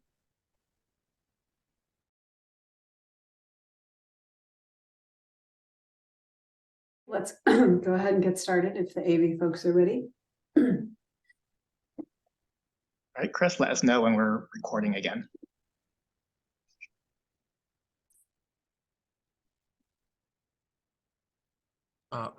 We are all set. Sorry. Thank you. So we are back from break and we are joined by Diane McKnight. So I'd just like to give her a chance to say if she has any new declarations. I have no new declarations. Thank you. Thank you, Diane, and welcome. We know you had a class that kept you from attending earlier. Okay, so we'll move on to our next agenda item 5, discussion of the food webs review, and I'll turn it over to Steve. Thanks, Lisa. I'll just give a very brief update on where we are on this. As I think all of you know, the workshop is scheduled for November 8th and 9th in Sacramento at a hotel venue to be determined. The announcement went out yesterday to save the date, as well as calling for registration and for abstracts to be submitted. We are for posters. We plan to have a poster session and are soliciting abstracts for that. The agenda is very firm. We still we have committed. We have commitments from nearly all of the speakers. We have one more speaker slot to fill and a couple of panel slots to fill, but all of the rest of the attendees have committed. And I think the last thing on the update is we are preparing a briefing paper for the attendees, and the briefing paper has gone through a number of drafts, and our intent is to get it to the communications folks for production during the first week of October, so that the attendees can have it at least 3 to 4 weeks ahead of the actual meeting. So anyone else on the group have anything to add? Or okay, I guess we'll take questions if there are any, and otherwise that's my report. Steve, I just have one question. How many speakers do you have? Well, we roughly? have a combination of speakers that range from a couple of plenary, I think 3 or 4 plenary speakers that are talking about a half an hour. I think we have about 9 sort of 20-minute seminars. And then we have, if I recall, 2 panels and 1 lightning round. And in each panel, we have 4 or 5 individuals that'll be talking about 5 minutes each, and then half an hour or more discussion after each of those panels. And then a lightning round, which will probably have at least 5 members in the lightning round. So quite a few folks, but they range quite a bit in terms of the extent of their participation, from lightning talks to panelists to plenaries to seminars. Yeah, it sounds like you're structured quite differently than the subsidence review. Yeah, in addition to those sort of presentations, we of course have tried to schedule a lot of time for open discussion. We have a number of breakout groups to address specific questions and to get input from folks on the various main themes of the workshop itself. Thanks. Any other questions? Okay, Lisa. Well, thanks, Steve. Sounds like an interesting workshop you've been working really hard on, I know. Okay, so next agenda item. Or no public comments. Oh, there are no public comments. Thank you for keeping me honest there. So Tom, you're going to be up next once I get back to the right part of the agenda. Okay, the subsidence review, agenda item number 6. Please, Tom, give us an update. Okay. I really need to express my thanks to Christine for the amount of effort she's given tracking down the panelists and getting their acceptances. Just took a lot of work, and we're, I think, almost at the end of the road. There's one panelist left that sounds like he's on board, but we still need to work it out. So I think we're in pretty good shape, and basically what we have is, I'll remind you, is Steve Deverell will be sort of a keynote speaker, but then everything else will be panels and plenary discussions prompted by the panels, and there's 4 of those, and they're really quite broad ranging. So I think we're in pretty good shape. We'll transition to the nuts and bolts of making it work. I think we have a commitment at the Westin Hotel. That's right, Edmund? That is correct. Yeah. So October 19th and 20th at the Westin Hotel, will 2 full days of discussion. And let's see, what else can I say? Oh, the Delta Stewardship Council requested a briefing, so I'm going to go up to Sacramento on the 28th and provide a briefing for them on what we're up to. And I think, Edmund, correct me, the registration announcement is out, right? That is correct. It went out yesterday. Yeah. So as near as I can tell, we're in pretty good shape. And again, I want to express my thanks to Christine for the tremendous effort that she's put into it. And let's see. I think that's pretty much all I have to say. If anybody has questions, I'm glad to answer. Looks like Bob has a question. I have a question for you, Tom. Could you say a few words about the logistics in terms of, you know, the ISB members? Do we stay at that hotel, or are the reservations being made for us? You know, how do we go about, I guess, arriving and participating? Okay, I'd just be translating what Edmund would tell you, so I'll just let Edmund answer the question. There will be a hotel block for all Delta ISB members. We'll send you the link as soon as it's ready. So you don't have to worry about your hotel reservations for October.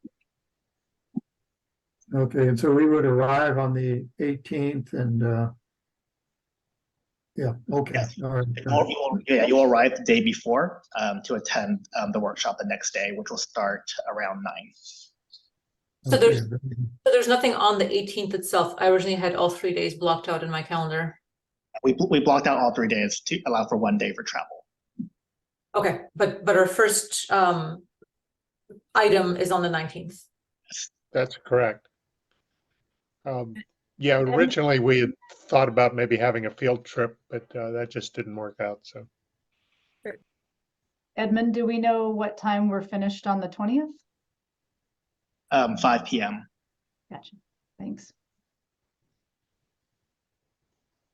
Yeah, so it's not just 1 day.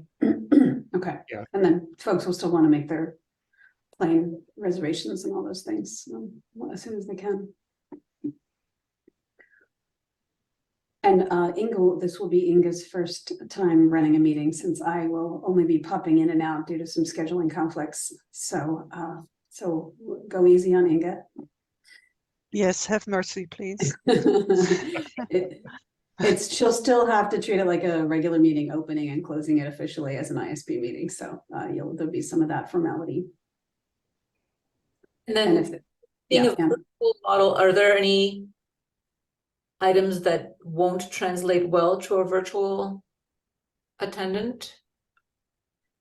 Because there's no tours, there's no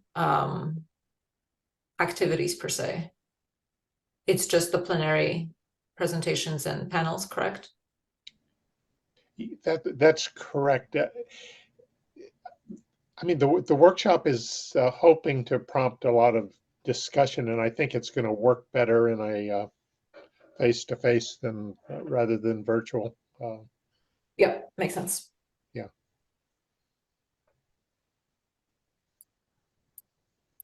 All right, any other questions or comments for Tom? Not seeing any, I'm going to move on to the next agenda item, which is number 7, a discussion of decision-making under deep uncertainty review. And I'll just give a similarly brief update. So we did finish finalize the prospectus, and we are hosting a seminar series, of which we have one coming up shortly. And we're also conducting an inventory and analysis of scenario planning within the San Joaquin Sacramento region, the Bay Delta region. So I just wanted to give you a little more information about that process. The purpose of this inventory and scenario analysis is Lisa, what did I forget to do? What did I forget to do? Public comment on the previous item. Oh, I'm so sorry. Evan was trying to catch you for a while there. I'm so sorry. Please, let's hear the public comment on the previous thing. Sorry about that. We have a public comment from Deirdre Desjardins. Deirdre, you have the ability to unmute your microphone. Yes, I was discussing the subsidence review and carbon sequestration comments with some folks in the Delta, and they had a disagreement and were a bit taken aback by the comments relayed from a congressional representative. And I just wanted to ask, I make an effort to make sure that my comments are provided formally to the board, but particularly, you know, if you're conducting a review, to try to make comments that are given for the review, make it available in some way. So there's some transparency, because there, you know, there may be a different perspective. I don't know where this member of Congress came from, but it is, we don't want to just have members, elected officials, just back channeling to the Independent Science Board about their reviews. Although I am grateful and that your work is receiving recognition, and I think that's wonderful. Thank you very much. Thank you, Deirdre. It looks like Lauren has a comment. Do you want to respond with the briefing you had with staff from Representative Matsui's office? Was that to me or? Yes, that was to you, Tom. Oh. I think yeah, I just thought it might be relevant to Deirdre's comment. Yeah, basically it was information about the topics that we were going to be discussing at the workshop, and it turned out they had a strong interest in the carbon sequestration issue. Deirdre, we're trying to make the discussion, or organize the discussion, so it won't be a black and white thing on the carbon sequestration. We're very aware of the challenges of getting the estimates right, and so that hopefully will be one of the big discussions we have, and maybe identify what kind of science can be done to improve those estimates. Yeah, the briefing with the office, with Matsui's office, really didn't get too much into the specifics of the science, but sort of the range of topics and what they were interested in. Thank you. I'll relay that. Okay, thanks. Thanks, Tom. Was there another comment, Tom? No. Okay. No, sorry, I raised my hand when the invitation came in. Okay, all right, thank you. Thank you for that. Thank you for fixing my error. I'm going to restart agenda item 7, a discussion of decision-making under deep uncertainty. And to provide you all with an update, I would like to tell you a little bit more about our inventory and analysis of scenario planning in the Bay Delta. So the purpose of the inventory and scenario analysis is to understand how scenarios are currently being designed to explore future socio-ecological changes and uncertainty in the Bay Delta. And the first phase, which is currently underway, is identifying and coding characteristics of scenarios that have been identified. They were in Appendix A of the prospectus that's been finalized. So if you want to look those up, and we've been receiving public comments about additional scenarios, and we appreciate that. And so coding these characteristics means that we're looking for factors such as what types of changes are being included, what methods are used to create multiple futures, what does that range look like, how was uncertainty handled, how were scenarios, and then finally, how were scenarios used in decision support. So there's a whole variety of coding characteristics. I won't give you the full rundown because it would take a long time, but basically we're just really trying to get a feel for methods in use. And then that analysis, we hope, will provide insights into, what's being done currently and where there might be opportunities to apply methods from decision science, futurism, other social sciences to future scenario efforts. And I think the talk that we're about to hear from Dr. Milligan will definitely provide some examples of other social sciences being used in scenario efforts.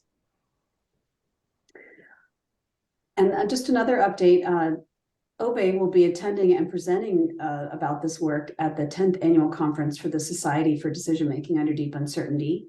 He's a well-known member in that group, and so that meeting is happening October 30th to November 1st. And I just want to find out, are there any comments from the board on this topic? Yeah, Tom. Yeah, on page 3, you refer to earthquakes in the Delta. And Of the prospectus you're talking about? yes, Mhm.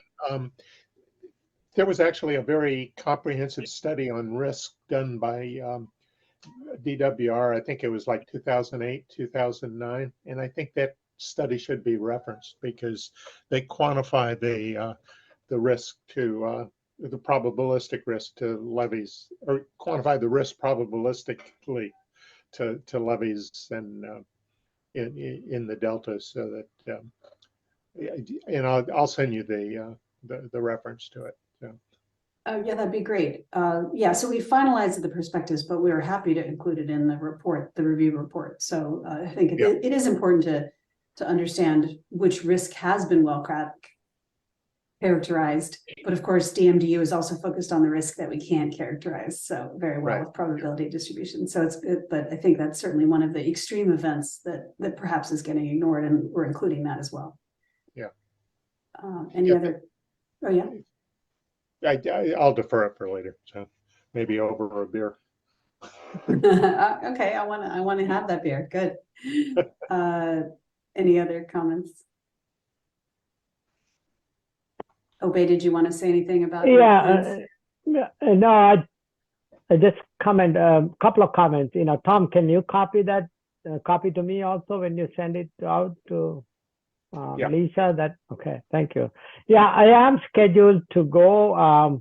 There's some uncertainty whether we'll have a time slot or not. When we signed up, it was a little too late, so I'm working with the organizers and have sent an abstract to them, and I'll be talking about our prospectus and the strategies and maybe specific characteristics, and possibly compare with other studies that have occurred in other large systems in countries and elsewhere.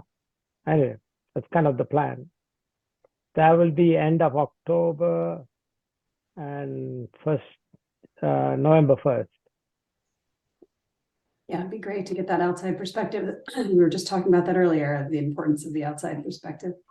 Yeah, and I'm going to work with Kyra and others, Lisa and Tanya, to kind of put that together between now and then. Great. Yeah, we should probably a good time to acknowledge that Kyra's been doing good work helping us summarize the webinars to date. Well, that'll be a big part of our review. So unlike the other reviews, we're not doing a big meeting. We're just having this seminar series and some opportunities for discussion. So, okay, do we have any public comments on this agenda item? Yes, we have one from Deirdre Desjardins. Deirdre, you have the ability to unmute your microphone. Thank you. Yeah, it's Deirdre Desjardins with California Water Research, and I just wanted to suggest that you consider having somebody who's knowledgeable about climate dynamics talk about deep uncertainty and about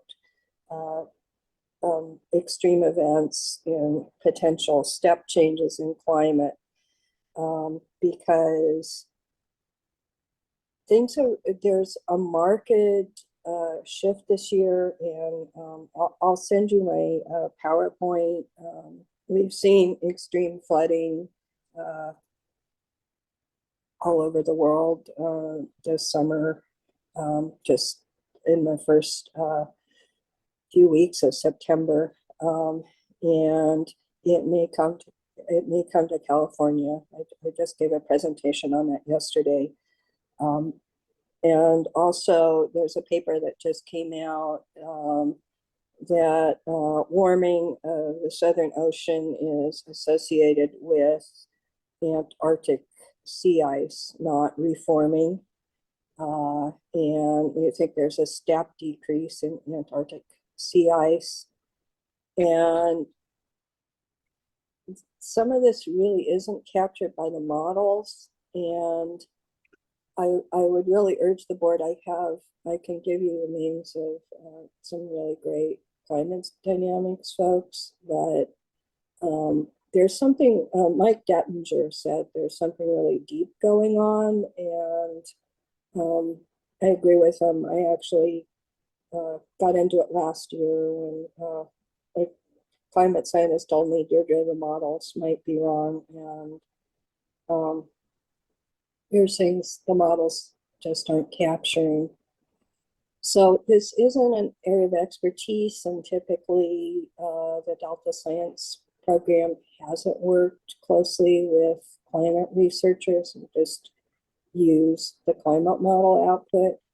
But I think it's something that really, in the possibility of step changes, and there's some evidence that past step changes in the Pacific Ocean may have been more associated with anthropogenic forcing than thought.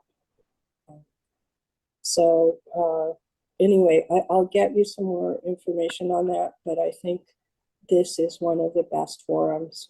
We're also lobbying for the state to reconstitute the Climate Change Technical Advisory Group, because this requires people, scientists with deep expertise on climate science. Thank you. Agreed, Deirdre. Thank you. I'm going to let Obey respond. Yeah, thank you, Deirdre. I must say, obviously, climate change and how it affects the extreme events or extreme rainfall is an important topic. I just want to let you know that I am on a National Academy panel on probable maximum precipitation.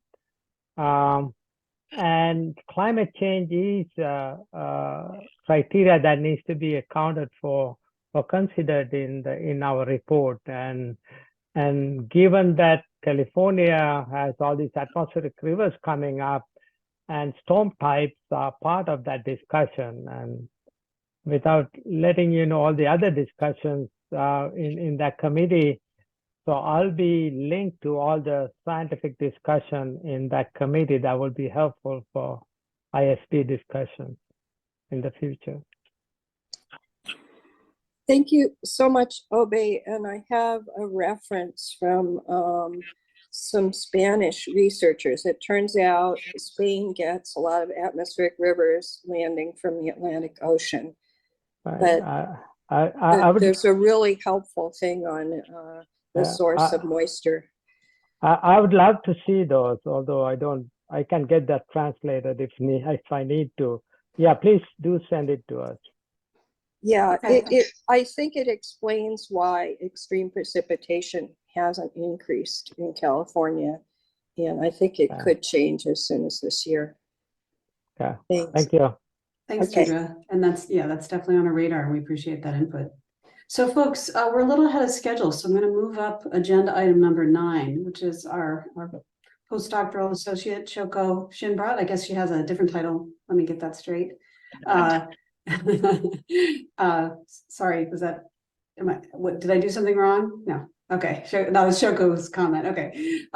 So yeah, this is, let's fit in agenda item 9, which is, we have, agenda item 10, sorry, it's 10. Oh, it's agenda item 10. Well, thank you. That's why I'm seeing postdoc instead of the word I want to say. Whenever a new staff member joins our team, we like to provide them with an opportunity to share a bit about their research background. And so we're going to hear from Dr. Shoko Shinbrat about how mountains can inspire science in the Delta, lessons learned from social ecological systems models. And I think this really helps us see how her work can be aligned with the board's work. And her title is Senior Environmental Scientist, so I apologize for misspeaking earlier. She joined us in July of 2023, and she is leading that inventory and analysis of scenario planning that we talked about. But without further ado, let's hear from Dr. Shinbrat. Thanks, Lisa. Let me share my screen. Okay, let me make sure that you're actually seeing the right. Okay, are you guys seeing notes, or is this correct being the presentation? We are seeing presenter mode. Yeah. Presenter mode. Okay. Yeah. swap. Yeah, duplicate slideshow or Yeah. swap. There you go. Yeah. That's Right. it. Looks good. Okay, great. Well, thanks so much for the invitation. This is one project of many, so it's not really like a synthesis of all of the different things that I have been a part of. That would take way too long, but this seemed very timely based on some of the work that we've been doing for DMDU. And this is just one of the projects as part of a larger group whose names are at the bottom. So just to get going. So the goal of the research was to kind of provide an overview of the contextual and conceptual implementation of social ecological system modeling in mountains, and it's led to the publication or near publication of a couple of articles. And so you might be asking yourself, like, why mountains? So mountains are really iconic landscapes that are characterized by these complex topographic gradients that provide all sorts of services to human population and a lot of the people who actually live outside of mountains. They're obviously extremely complex because of their heterogeneity within the mountains, and they have a concentration of resources as well as like aesthetic enjoyment that attract a really wide range of people. And it's kind of these material and sociocultural characteristics that of mountains that make them kind of good and easy to think with. Of course, some of these characteristics like complexity within the landscape and ability to attract actors really helped call to mind the Delta, which also attracts all sorts of people because of the diverse landscapes and services. So what did we do? There was a team of 7 of us that reviewed 74 articles on social ecological system models. So these are models that have both ecological and social system data as inputs. And we extracted data on a really wide range of context, methods, and outcomes codes. And we analyzed them based on this conceptual framing from Science and Technology Studies, which has a pretty long history as a social study of science and really how models can be used to shape knowledge production. And so here we really draw from 3 concepts in upcoming slides: appropriate technology, boundary objects, and scalar devices. I'll define them very, very shortly. But before I do, I wanted to first review some of what I thought were some of the most interesting results on like whether the modelers achieved what they intended to do. So we first coded the papers. I realized these were okay. Based on a typology by Kelly et al., which split models into 4 different categories. One was systems understanding. So many models are developed to kind of summarize and integrate knowledge. Prediction or forecasting, that's straightforward. Decision support, and then social learning or communication, which is increasingly seen as a valuable output for models to communicate learning from past behaviors or changes. And then we reviewed, okay, so this is a fairly complicated figure. I'll try and break it down. We reviewed whether their intention at the outset of the article, which you can see on the left, reflected the outcomes of the article. So you can see this flow diagram as things change from like intention to outcome from one state to the other. And then we categorized whether it was, a primary goal, so whether there were like multiple references to it, or if it was kind of a secondary goal, or if it was not addressed at all. So we found that most papers, so like 75% reported systems understanding as a primary purpose. But interestingly, you know, only a smaller portion of those, like 58%, actually achieved that purpose. Similarly, I wanted to draw your attention to decision support, which was very commonly included as like a lofty goal, but only, you know, like 50% said that that was a goal, and then only, you know, 25% actually were able to demonstrate that the, you know, decision support was an outcome. Okay, so I wanted to introduce you to a few a little bit jargony terms. This comes out of STS, Social and Technology Sciences. So scholars have really increasingly called for consideration of how models are embedded within the context, the social cultural context, and how they're relevant for different places and problems. And so this concept of appropriate technology really broadens our view from like whether the models are technically correct to like, are they societally correct? Are they like, so appropriate technology is really designed, as it says on the screen, to fit into the local setting and synchronize with the available material resources, expertise, and time. So it's kind of the right tool for the job. So in other words, our question is like, are models an appropriate technology, or like, are they well designed to fit into particular contexts? So encouragingly, we found 63% of models were like highly context specific. So taking into account the specific geographic region, the resources and concerns. And 10% were highly generalizable, with only one model being both context specific and generalizable. And mapping these onto, you know, that first really complicated diagram of like model purpose, we found that actually low to medium levels of generalizability were moderately associated with decision support. So the second conceptual topic I wanted to introduce you to are boundary objects. So these are things that emerge from collaboration and dialogue that are both adaptable to local needs, but they generally have the same common identity. And they have three common distinguishing features, and that is that they are flexible, that they address a need, and they are both specific and vague. So understanding whether models are boundary objects requires understanding of who participated in model development. Okay, so we found that slightly more than half of the models were participatory, which is great. And for those that had participation, we also coded like whether the stakeholder diversity was low or high, and it was just as likely to be low or high levels of stakeholder diversity.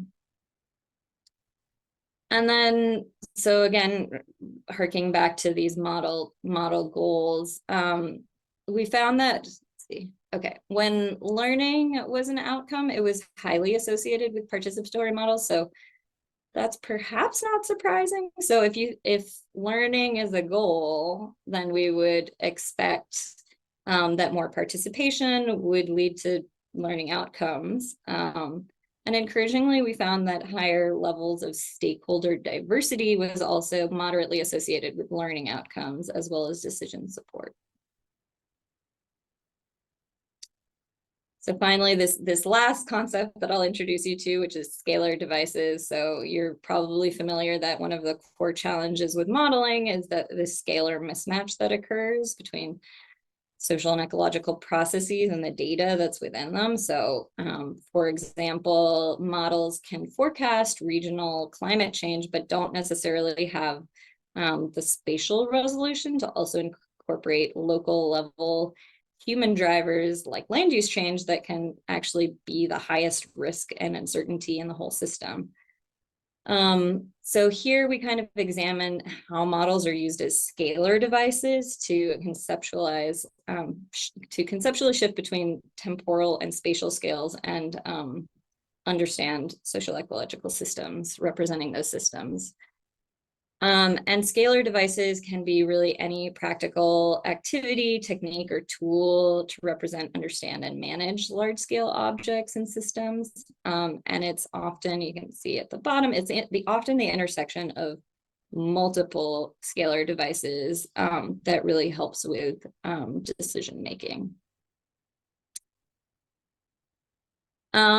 So how do models serve as scalar devices? Well, I'm not going to get into all of it, but we kind of quantified things like the number of models used.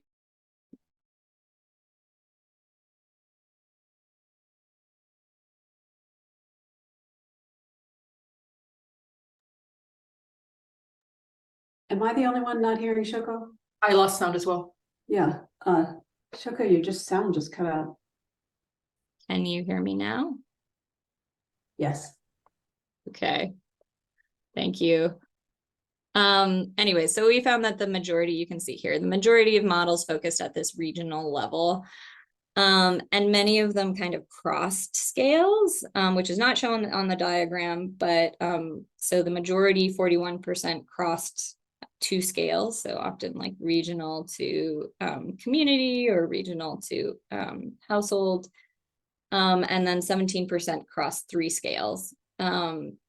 Where are we?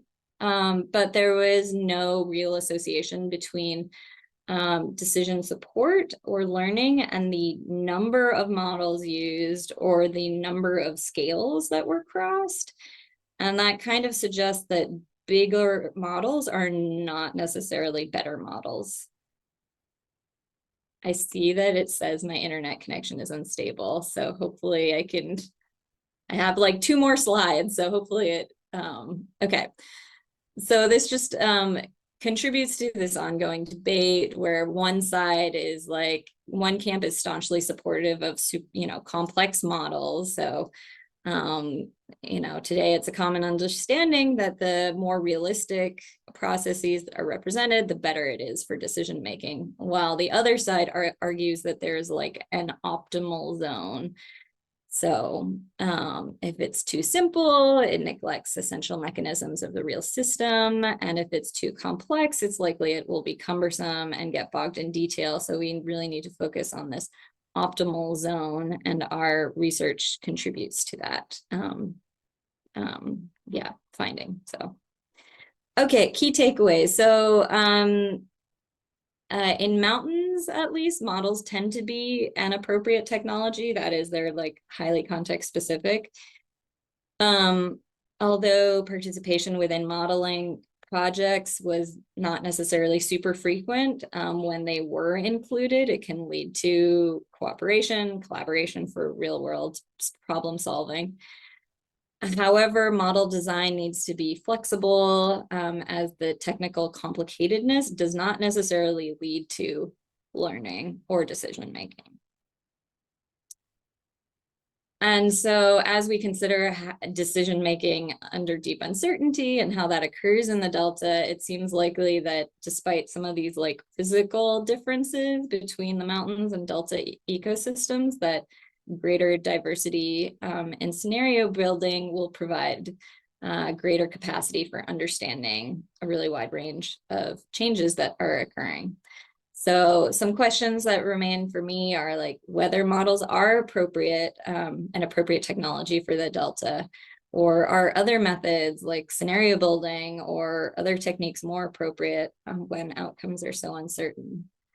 And how are models even being used to like collectively understand deep uncertainty, if at all? And if not, how could they be better utilized? And then finally, like, how are modelers in the Delta using tools at their discretion to deal with issues of scale and scalar mismatch that often occur? And that is all. Thank you. Thank you, Shoko. That was very interesting. Interesting that you focused on mountains. I'm just curious, did the mountains connect to lowlands, or did you try to find ones that were limited to mountains? Oh, she disappeared. She left us. Let's give her a second to try to get back in. She did say she was having some internet difficulties.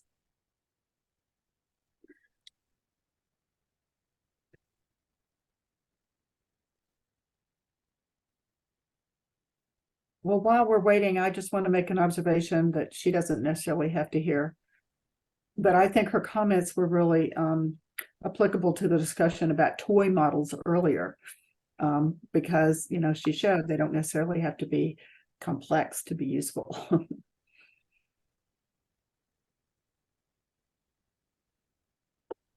I was reminded, Virginia, of our colleague who always talks about the great challenge of working at those intermediate levels of complexity. So Shoko's back.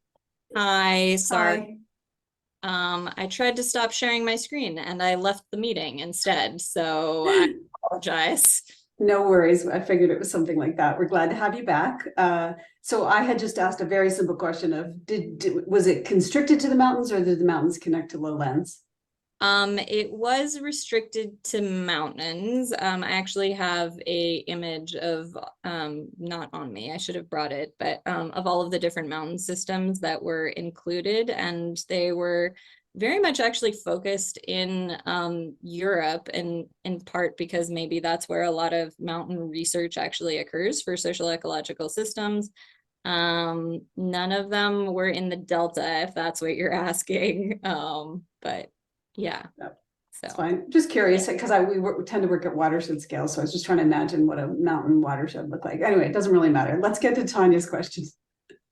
Yeah, thanks so much, Shoko. Great presentation. And I think it's really useful to get some of these more synthesis type studies of models and their usefulness, because we don't have a lot of good empirical evidence of, you know, how they're useful in decision making or for learning. And I think it's just great. So my question is, though, did your team struggle at all in defining what constitutes a model? And yeah. And what were the boundaries of what how was it just based on what authors say is a model, or did you have a clear definition of? Yeah, that's a great question. So it had to be a social ecological system model. So it had to have both the social component and the ecological component, but it included everything from like Bayesian models to toy models to yeah, so it was like a wide range of models. Yeah. So anyways, we're pretty inclusive in our definition of what models could be used. Yeah. Thanks, Shoko. Obey.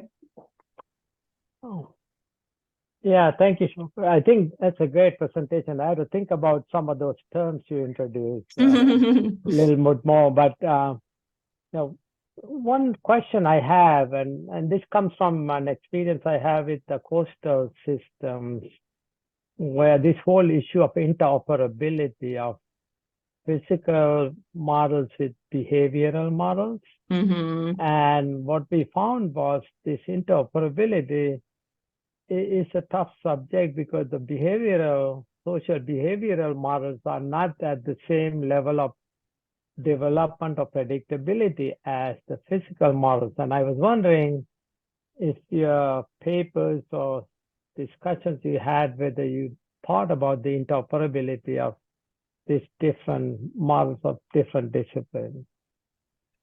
Yeah, I think that you kind of answered your own question, like that it continues to be a struggle, but we found that, I mean, for many reasons, social data was very much not as represented as biophysical data, or, you know, there were like very surface level things like, you know, demographics, or it was very focused on like one individual or one household, and how do you, like, you know, how do you make them work together, like you're saying, when there's like a regional climate model. So yeah, there are different ways of like getting around this, and that some of those like those models that had social learning as an outcome, I can send you a few of them. But they're more like, I don't know if you've heard of like fuzzy modeling. So Right, more conceptual rather than yeah. quantitative, I guess. So Yeah, I think real quickly the problem was like you have these extreme events or hazards, and feel like it's hard to model how the society or people respond to those and how they make decisions. I mean, I'm sure there are many others on this board who are familiar with this issue, but so really difficult to link these different models of different disciplines. And I assume it goes for other disciplines as well. Anyway, I'll stop there. Thank you. thank you. Thanks, Diane. Again, thank you for a very interesting presentation. This is way outside my field, but I do live here in the Rocky Mountains, and I'm one way in which I have an impression that the Delta is different than mountain communities is in the mountains. There's a perception of risk in the near term, avalanches, wildfires, lightning, and also a perception of change due to climate change. Snow melt has advanced 3 weeks here in the Rockies, and that's true also. So there's this different aspect of any of these participants being aware of risk and change. That whereas in the Delta, it seems that there's concern about earthquakes or levee breach, but it's not like going on a hike and worrying that you might need to turn around because you might be struck by lightning that day. Yeah. So Yeah. just wanted to make that comment. I completely agree that. So I only showed half of the data that we collected. The other half was on some of these contextual things like hazards, which, is much more obvious and maybe clear. I did that research actually from Colorado State University. So, very much familiar with many of the hazards that, are constantly on people's minds. So, but that's obviously not to say that there aren't hazards like you bring up in the Delta. They're just different. So, yeah. Thank you for that. Thanks. I don't see any other board comments. Let's check in with the public.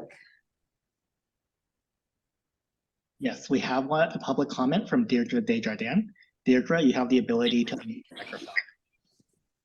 Yeah, I just wanted to point out there was a Delta risk management strategy study done in the late 2000s, and it was fairly comprehensive and looked at risks like wave run-up, earthquakes, flooding, etc. And there was significant controversy because some of the assumptions used in the study were very unfavorable to Delta levees. For example, they assumed that if any part under the levee was susceptible to liquefaction, they used the very weakest foundation for the entire levee system. And the USGS said that's not valid, but they continued to use it anyway. And then later it came out that the seismic hazard, they found a bunch of blind faults in the Delta and assumed that they were much more active than had previously been thought. And more recent research has found that no, that was likely overestimates. And for example, the Midland Fault is not as active as was assumed in that study.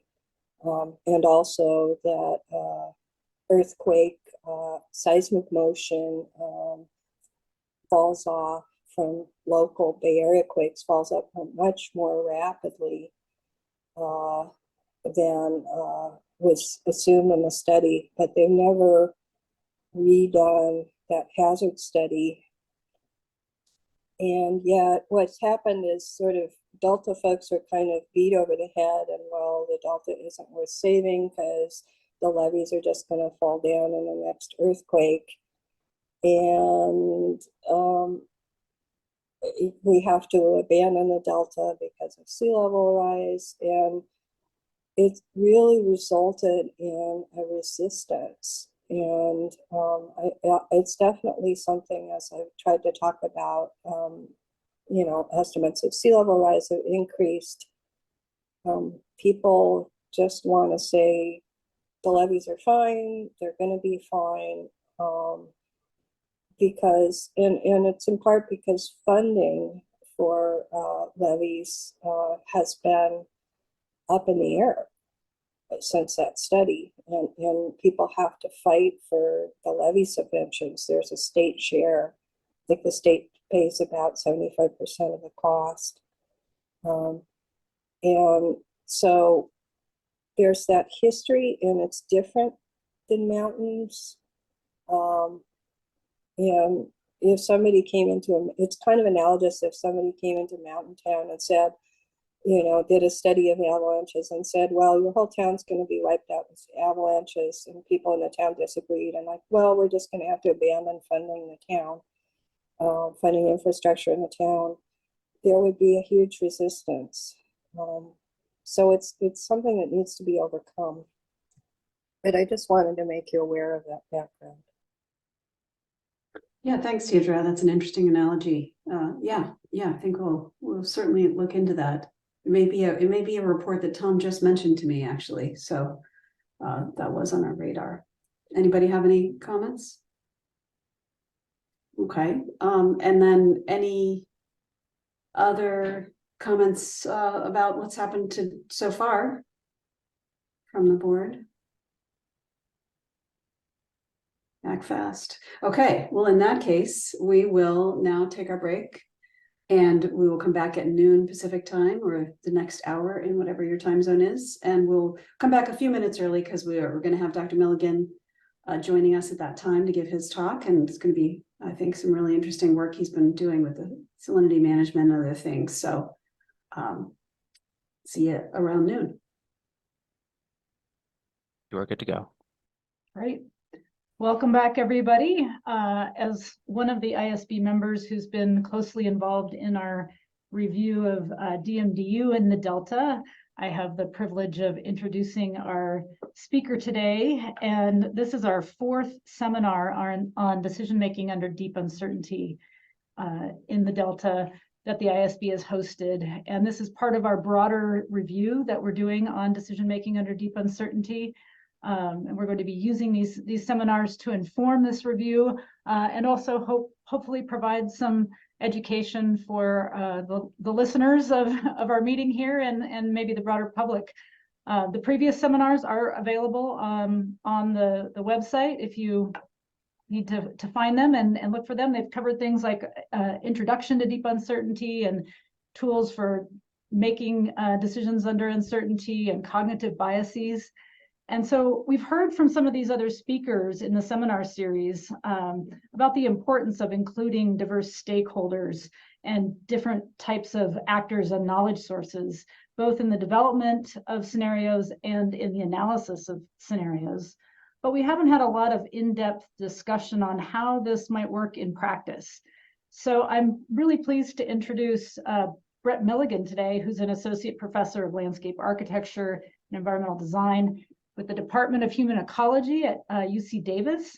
And he has some experience to share with us on this topic. So I'm going to pass it off to Brett and let him introduce his title for us, because I think it might have changed a little bit since I said, there it is, testing and making futures. So I'm going to pass it off to Brett, and after his presentation, we'll open it up for discussion.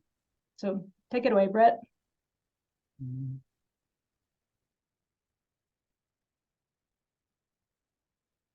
Can everybody hear me? Okay, just making sure I'm not muted. Thank you very much for the invitation to share a little bit about the work I do. Talk's called Testing and Making Futures, Participatory Scenario Planning in California's Delta. And what I was hoping to do in this half hour is I mean, scenario planning is such a wide range of theory and practices, and there's different ways of doing it, as I think everyone's seen in the other presentations. And I'm just going to sort of situate where I think some of my work falls, and then really just get into like actual applications in the Delta to try to, what that actually might look like. So I would say let's hope the slides advance. There we go. Most of what I do, I would say, falls within a post-normal science paradigm. And if this term is new to you, I'll just say a little bit about what it means to me. Is a framework for applying science to issues where facts are uncertain, values in dispute, stakes high, and decisions urgent. And I think a central tenet of post-normal science is that it speaks to the fact that there are multiple legitimate truths in any kind of situation. It's sort of a pluralistic way of looking at the world and of situating knowledge, and how do we work from that point of view. And in that way, it attempts to democratize science through a more inclusive process of co-production, rather than it's less science for, but science with, perhaps. And in that way, it tries to expand peer review to all the people who are involved or who may be impacted by planning or science outcomes, and to help define what the real relevant questions are, or the ones that matter to broader publics.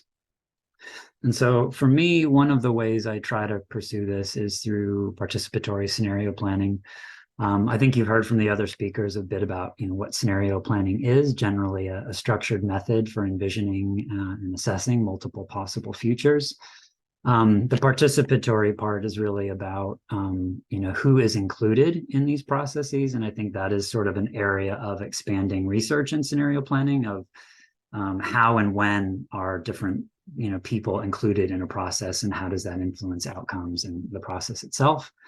For me, most importantly, I see scenario planning as a collaborative and integrative process for co-learning. So I am as much as interested in the process of doing scenario planning, of going through it, as I am in the outcomes, in terms of sort of the social side of that and the potential building of capacity through shared knowledge. So that's sort of the positioning of my work. If none of that makes any sense, don't worry. I'm now just going to jump into what are some projects or ways that this might work in the Delta. And so I'm going to go through mainly this project called Frank's Track Futures, which is really concerned with climate change adaptation, and in particularly like how we manage increasing salinity in the Delta that comes along with a lot of climate change impacts, and sort of how we might look at scenarios for that. So Frank's Track Futures was a project that happened a few years back. And Frank's Tract is, and you see the red circle in there, it's basically this shallow lake in the center of the Delta. That's a view from it from Google Earth. This was a project led by California Department of Fish and Wildlife under a Prop 1 grant. And just to give you a little sense of how did Frank's Tract come to be what it is, it was marsh wetland prior to 1900s when it was reclaimed.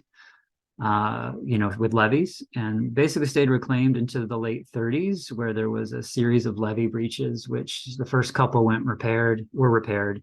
And then in 1938, another one happened, and people just sort of gave up and walked away. But once they walked away, because they had harvested peat from out of there, because it had subsided, it was at a deeper level. And so now it was a shallow lake about, between 4 and 7 feet deep. And so nobody really knew what to do with this. In the 1950s, it became a Navy bombing target to do practice air runs, and then eventually became a state park in 1959, which it still is to this day, which you're seeing in the bottom there. And that little, so it's still this open, tidally influenced lake, and the little dots you see there are the grid of hunting blind reservations that the parks administers out there. So this is what it looks like from Bethel Island, which is an urbanized community adjacent to it. And this gives you a sense of scale of Frank's Tract. You're looking out into that lake. And what you see is that you see those little remnant strips of land. Those were the levees that used to hold all that as land behind there before it inundated. And now those are sort of protect all those boating housing behind it, and has these passageways through it. There are a bunch of marinas out there. This is one of them. There are over 100 professional bass tournaments out here a year. It is one of the premier bass fishery. It is a highly prized recreational landscape. This is these are some hunters out with their blind in late fall. And there they are with their ducks. Very much a water-based recreational thing that's used on a regional scale. There's a lot of people even from the Bay come here, they have their boats here and they come out here to boat. So it has a very prized recreational value. But for the state, it's kind of a problem, and particularly for Department of Water Resources. What you're seeing on the left is a hydrodynamic model showing salinity coming into the tract, which you can see the shape there, and that's called the nozzle, where again, this is tidally influenced all the way from the bay. So the tide comes in here, and once it hits this open water, it just sort of stays in there and gets saltier. And the reason this is a problem is there's various places where fresh water is taken in, whether that's in Delta, and then there's also, this is the Clifton Court forebay. So this little passage here is what leads to the export pumps. So if the water's salty, it can't be exported because it really has no value, at least at this point in time. So the state is really trying to figure out how do we not have that salinity problem or keep it from coming in there. So in 2017, they partnered with California Department of Fish and Wildlife and came up with a potential solution, which you're looking here at the very northwest part of the tract. And what they were going to do was create this earthen plug right up basically where you see that nozzle come in and basically stop it from coming into the tract. And as you also know, many probably know, there's a kind of ecological crisis in the Delta. We lost 98% of all the tidal wetland habitat that used to be there through reclamation. So this was a multifunctional project where you create about 1,000 acres of wetland. You'd also be stopping the salinity at the same time. So like a green infrastructure solution. They modeled this. It actually seemed to do quite well.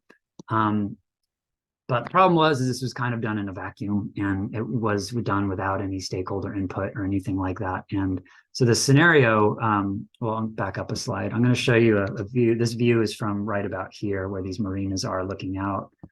So again, all this boating community here really uses the open water and highly values it. And that proposal would basically just fill all this in. Probably would have put all the marinas out of business. The local community pretty uniformly was in opposition to this solution, because they felt it was going to really wreck things for them and they hadn't been consulted. So this is sort of where I came into this project and came to ask people, do you have any suggestions, for how we might deal with this problem or what do we do? And so we had a survey that we launched, and we had about 450 people fill this in. And this is just a small selection of some of the responses we had, but really, the dominant paradigm or dominant response was don't change anything. We like it the way it is. We don't want anything to change. So I have pages of these kinds of responses I could show you, but, really some of this I think was in reaction to not, to some of the change that had been imposed on them. But we also heard from other residents who had a slightly different opinion, which, saying regarding leave it alone, this is not really a valid position.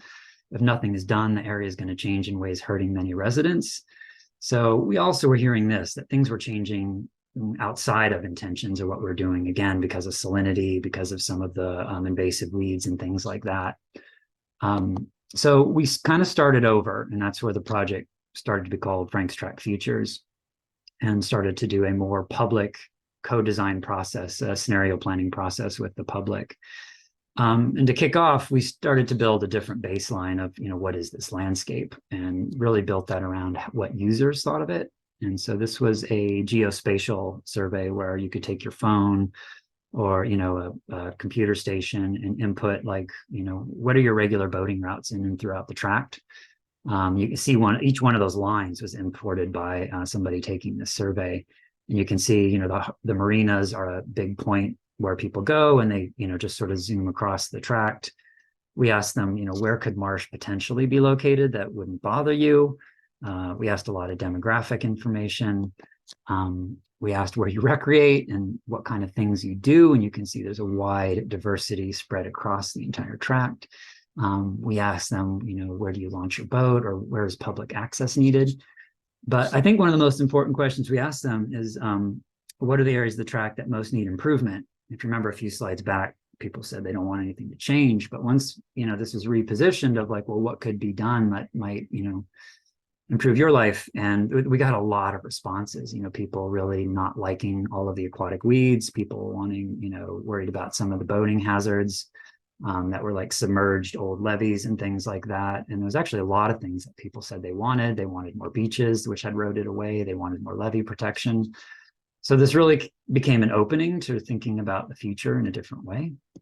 And so basically we pretty expansively redid the goals for the project. This sort of middle goal of community in place was missing in the first round, to really try to maintain and enhance recreation, to support navigation, and really try to help the local economy rather than kill it.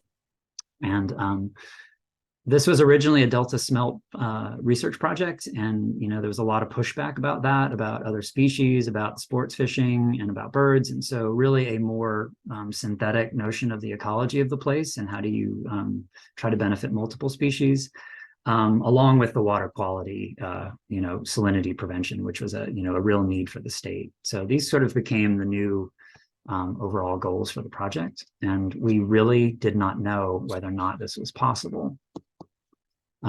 So we started about a 1.5 year long, I would say, participatory scenario co-design process.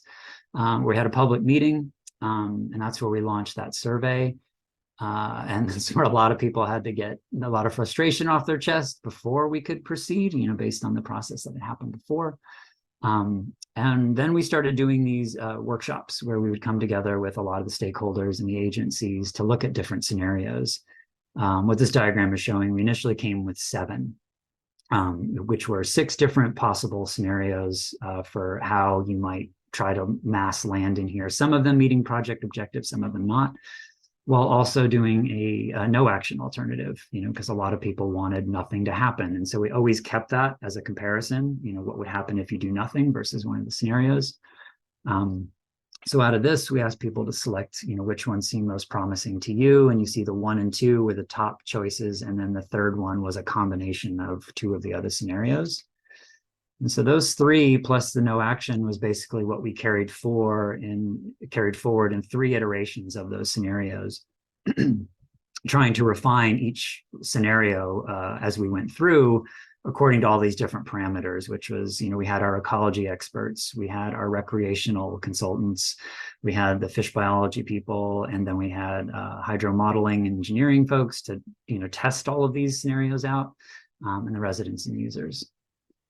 So, and just to give you an idea, these look like these blobs, but there was really a lot of rigor in how these took shape. Again, according to all these different parameters, right? You were trying to meet all of them. And this is just a diagram kind of talking about, where could you combine landforms that wasn't going to impact boating? Where could you put beaches that actually work for the community and based on wind direction so that they're actually, of use to the community? Where might you try to locate riparian habitat for fish? So there was all these different things that were molding these landforms along each iteration that were then tested through some of the, physical science parameters. I'd say most of the actual productive work was this kind of face-to-face interaction where, these are some of the team members, some of the state agencies, and a lot of the locals getting together in one room. This is actually on a boat in the Delta where we met, and really just, having those scenarios there and people to be able to give feedback on them and what worked and what didn't work and having these conversations. And I think this is really where the co-learning and the adaptation kind of, for me, was one of the most poignant moments. And I'll pause on this one for a second. This is Eli Ateljevich, and he's one of the lead hydrodynamic modelers from DWR. And you see him here, he's got his hands full because he's explaining his hydrodynamic run results to the local community here. And you can see the one person, with his hands in the air, it's a resident asking him questions about it. And so Eli had to figure out how to explain this really complex modeling to the community, and the community would have questions and sort of some ground truthing of some of the assumptions in the modeling. So I think both sides were learning from this, and this was a lot of what these meetings were, so that over time, it was sort of, I'd say, some really advanced collective intelligence that the group built from these meetings. And again, it was really the people involved that made this project happen. This was the steering committee, which was all of the senior agencies, mainly responsible decision-making or making this go forward should a design come about.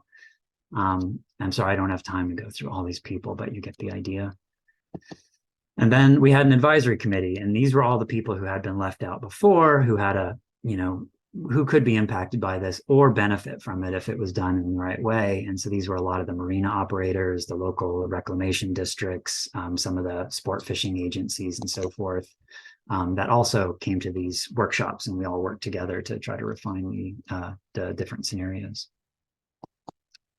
For things like this is one of the marina operators and some of the state park folks, and they are basically reviewing a lot of recreational components within the different scenarios and placement and types of features that some UC Davis students had put together. And, these were something that had to be done as part of the project to make it so that the community would buy into this kind of scenario, because otherwise they were just negatively impacted. But how could the project actually build community value? So this is showing, how we got feedback on those scenarios with some of these sheets of like, are these features working? Are there things that you want in them? And aesthetics were really important. They really thought this was just going to be a giant mud flat out there. They really didn't want that. So we were asking people, like, what is an attractive landscape to you and what is acceptable? And so we did like visual aesthetic things with them as well. And so what we ended up with were the no action scenario and basically 3 designs that worked actually met the project goals that the state was looking for in terms of ecology and salinity attenuation, as well as meeting local interests. And so we had these 3 that all surprisingly worked. And what you see here is basically, you can see these masses of earth, which would be basically tidal wetlands made from scooping material out of the other parts of the tract and stacking it up. And that had another benefit, because where you go deeper, you actually get rid of all the aquatic weeds, because you go down deep enough, they don't take purchase. So create open water and then these land masses. So basically a giant cut and fill operation. And you can see the barrier shifts from being in the top one up towards the north to a design that kind of splits the tract in 2 to one that pushes it as far away from the community as you can in the eastern landmass. So we had these 3. And then the idea was we were going to take all of these and have a public meeting. We hit the COVID lockdown, and so we had to move everything into online format. So we did a webinar, and then we launched another survey, another geospatial survey, and where people could go in and go through these fly-throughs and see each design, and then they could put their questions into them and say their likes and dislikes. So this is just from one of the 3 scenarios, and you see on the left all the feedback in terms of likes, things like, yeah, I like where that is, I don't like, I like how this is and whatnot. And then on the right, the dislikes, or where people question things. So just to give you a sense of the level of feedback we got from these when they went to a vote. And to my surprise, this was the preferred design scenario, the one in the mass in the middle that basically split the tract in 2. The community really liked this because it kept the open water in front of their community while creating this second sheltered recreational pool of water on the other side. It also had the least impact in terms of boating through the tract. So I think, the most important thing in terms of the outcome I thought from this project was when we started, again, everybody said, don't do anything. At the end, most people voted for one of the 3 designs, and a much smaller portion actually wanted to keep it as it was. So there was an actual shift and an actual change and a willingness to perhaps think about adapting and doing something about some of these needs. Part of the project was we had a consultant, Compass, who does structured decision making. We were kind of meshing that with this scenario planning process. And so again, we came up with the 7 project objectives as a group collectively, but then we had to look at all these ways of measuring this. So we had to come up with qualitative and quantitative ways of assessing performance.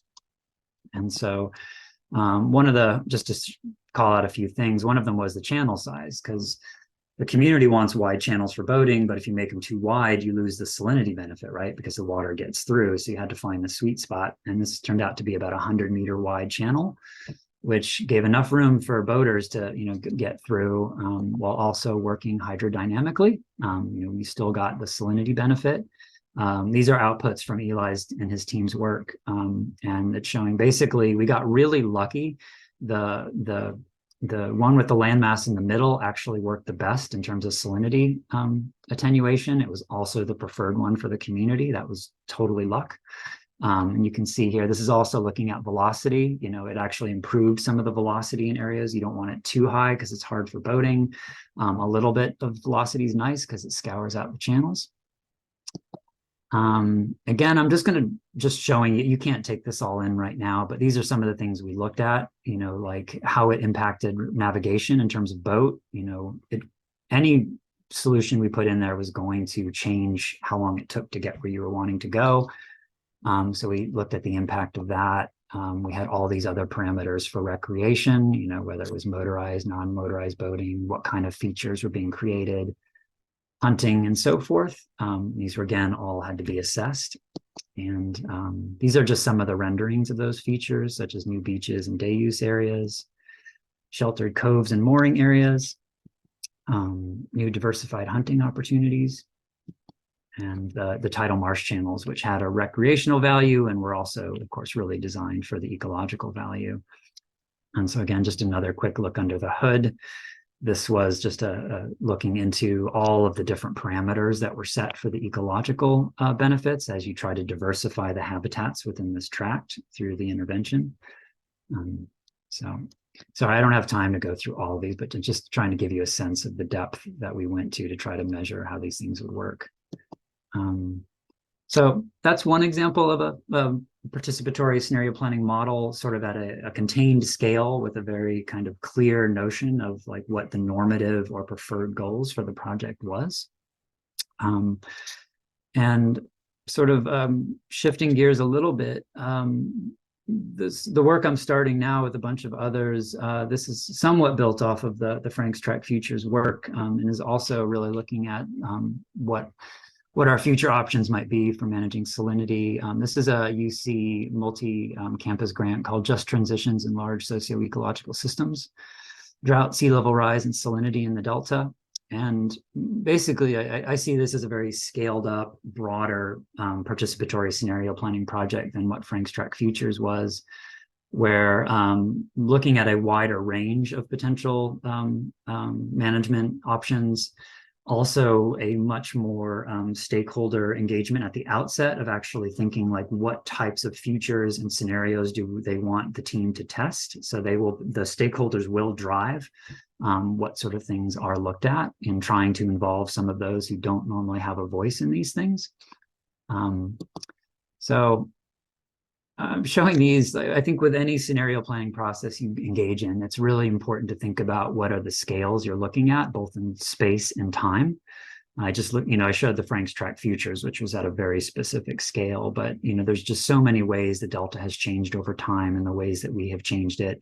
And the scale at which you look at, that kind of really determines what kinds of scenarios you run and what your expectations are.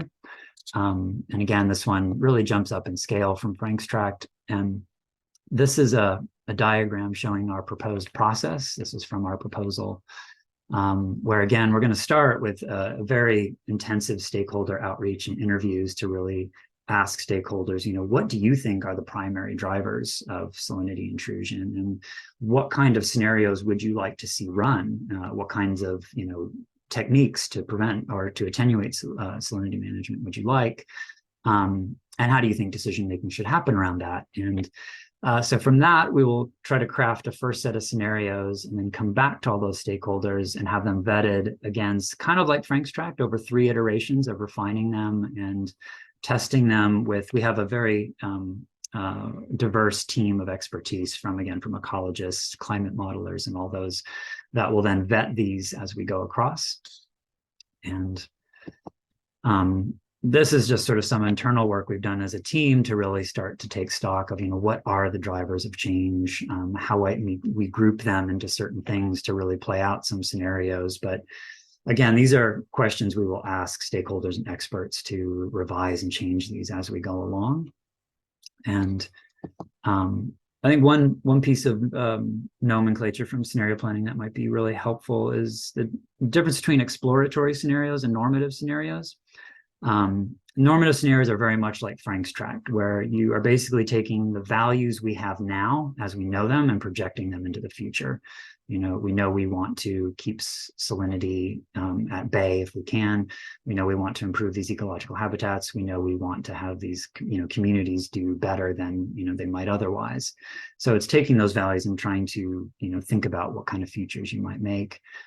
Exploratory scenarios are a little bit more, what might happen, without the normative aspect. Like, I think we mostly have gotten used to these in terms of climate change predictions or forecasts of just what could happen and thinking across that. And this project, I think, will be going back and forth between both of those, of really taking in some of the science and some of the, climate change predictions or, things like that, and trying to test them against a set of normative scenarios of, what people and stakeholders might want to see in the future. So again, a broader range of things for potential consideration than in the Frank's Tract Futures project.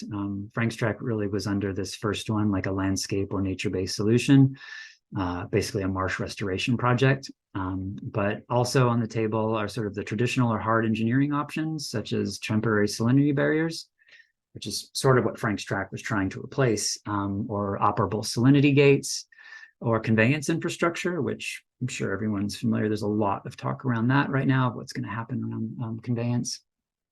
Possible regulatory or policy changes around water, such as reform and water rights, indigenous sovereignty, and maybe demand export reduction. And then there's another category here of we don't know what we're going to hear from all the people we reach out to and what things might be on there. So this is all provisional and early. We don't really know what the outcomes are going to be. And this, again, will be built off of trying to get a representation across a wide range of stakeholders and to sort of have them think what the priorities might be of what to test, to really try to inform future decision making, or what might be possible and what are the different impacts to different stakeholders based on different scenarios that might play out, and to really try to open that decision space. So what am I doing on time? I think I'm slightly under 30. I didn't mean to show that one too much. That's it. That was terrific, Brett. Thank you so much for sharing all of those great examples and insights from Frank's Tract and the Just Transitions Project, getting us, some insights on where that's going as well. So we're going to open it up to the ISB members first for some questions, and I see hands popping up, so this is great. And then we'll also hopefully have some time for the members of the public to ask you questions as well. So okay, real quick, do you want me to keep sharing my screen, or is that okay? Or I guess it's probably helpful if I need to go through slides. But yeah, we can leave it up, and if people just want to talk, we can always take them down. Okay, let's go to Tom first. Great talk. I really appreciated the insights you were giving. My question concerns probably what is the deepest of the uncertainty, which is the Delta Conveyance Project. And it looks like you're considering it, but it seems to me that it almost drives everything, because the salinity problem becomes a very different problem with the conveyance structure, whatever form it takes. Could you say a little bit more about how you're prioritizing things? And am I right in assuming the conveyance structure becomes really important? I think so. I guess this is my personal opinion here a little bit. I think it's a very valuable scenario to play out for what we might learn from it. Knowing that we're not promoting it, we're not saying it might happen, but to really explore what are the implications if we were to invest in if the state were to invest in a tunnel, or whatever that is. That is a huge investment. What are the implications? who does it impact, and all of that. And so for us, that would only be just one scenario that would provide us some information of how does that compare to other scenarios or other things that would happen. But I think I'm understanding what you're saying too. Like there is a whole logic that goes along with that, and a whole set of implications that happens if that route is taken.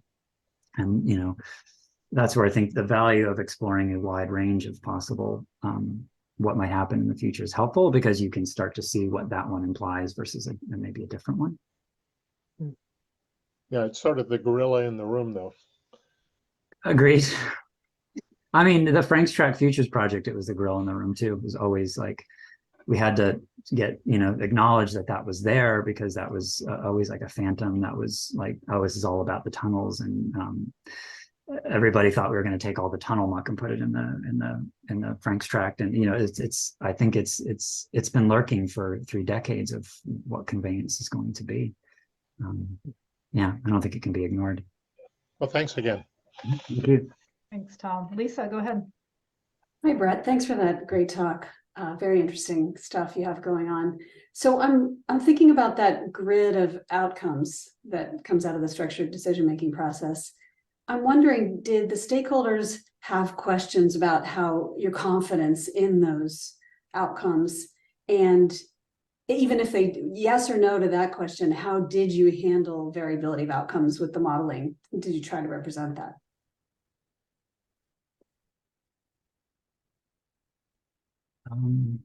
I would say, I mean, the variability, like the amount of indeterminacy really varied by the variable.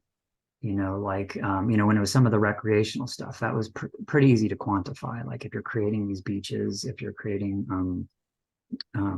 these open pools, these things that, you know, we got really clear feedback of what had value or not from the community. But some of the, you know, the modeling and, you know, the uncertainty of what rate sea level rise is going to happen, and sort of like, you know, there's, I guess, a bigger question, like how long could Frank's Tract actually be viable for what it's going to do, depending on how much sea level rise, right? Which gets into all these questions, like, you know, any wetland you build, how long will it live? And nobody knows. It all depends on the rates of which it happened, or how much action we take to curb emissions and things like that. So I'm not really answering the question very well. I think, I mean, I think we were open about it when we didn't, you know, of saying like, you know, this is what is known, this is what's not known. And while trying to, wherever we could, you know, doing that, but there was definitely different levels of what could be known with any surety and what wasn't. And I think that is mostly acknowledged and somewhat put forward in the final report. Thanks. I mean, did the stakeholders feel at all uncomfortable with that variability, or did they accept what you showed them as the most likely outcome?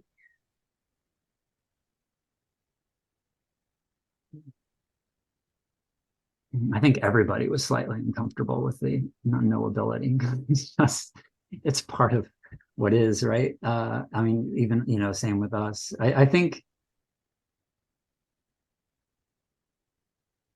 some of like the longer time things of how long things could last or how long the benefit were, that there was some uncomfortability about that. I think we had more surety about what might happen in the near term, but as it got further out, there was more uncertainty. And I think a lot of people were more interested in like what's going to happen for the next 10 or 15 years. So that was where maybe some of that focus went. But yeah, it's a really good question. Okay, thanks, Brett. Obey, you're up.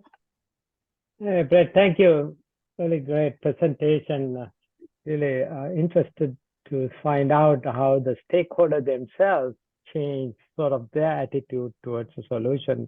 But I do have 2 questions. So if you do nothing, I mean, the saltwater salinity intrusion is a non-stationary problem. In other words, there's a time dimension to it. And I was curious, when you work with the stakeholders, was there any opportunity to think about using dynamically adaptive pathways in the solution, and how the stakeholders would look at that? In other words, your solution becomes the solution evolves as the conditions change and, you hit some tipping points. And was there any opportunity you had, or it seems like in the fast track stage, at least? That's my question. I'll answer the other question as well. So in the participatory process you had, particularly when you look at explorative scenarios, if I can say that, I was curious, was there any situation where the stakeholders didn't want to beyond the normal boundaries of what could happen in the long run? So those are two questions I'm asking. The opportunity to use the dynamic adaptive pathway strategy, and then sort of the scenario boundaries where they would be comfortable thinking about.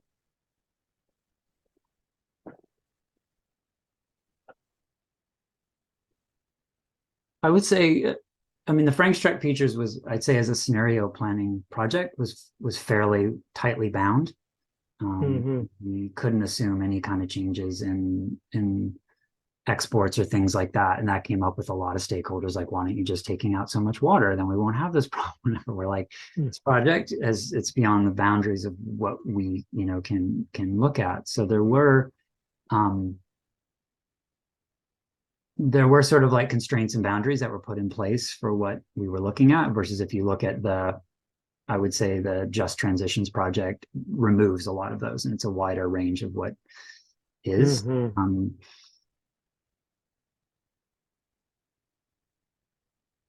Regarding your other one, I mean, I guess I'm curious, like, if you saw the process, like, is there ways that you think that would be done in this project of how we Yeah, there could be what I thought was your scenarios could have a time dimension. Let's say 20 years from now, this is how it would change, and eventually this would be that ultimate stable solution for, let's say, 100 years.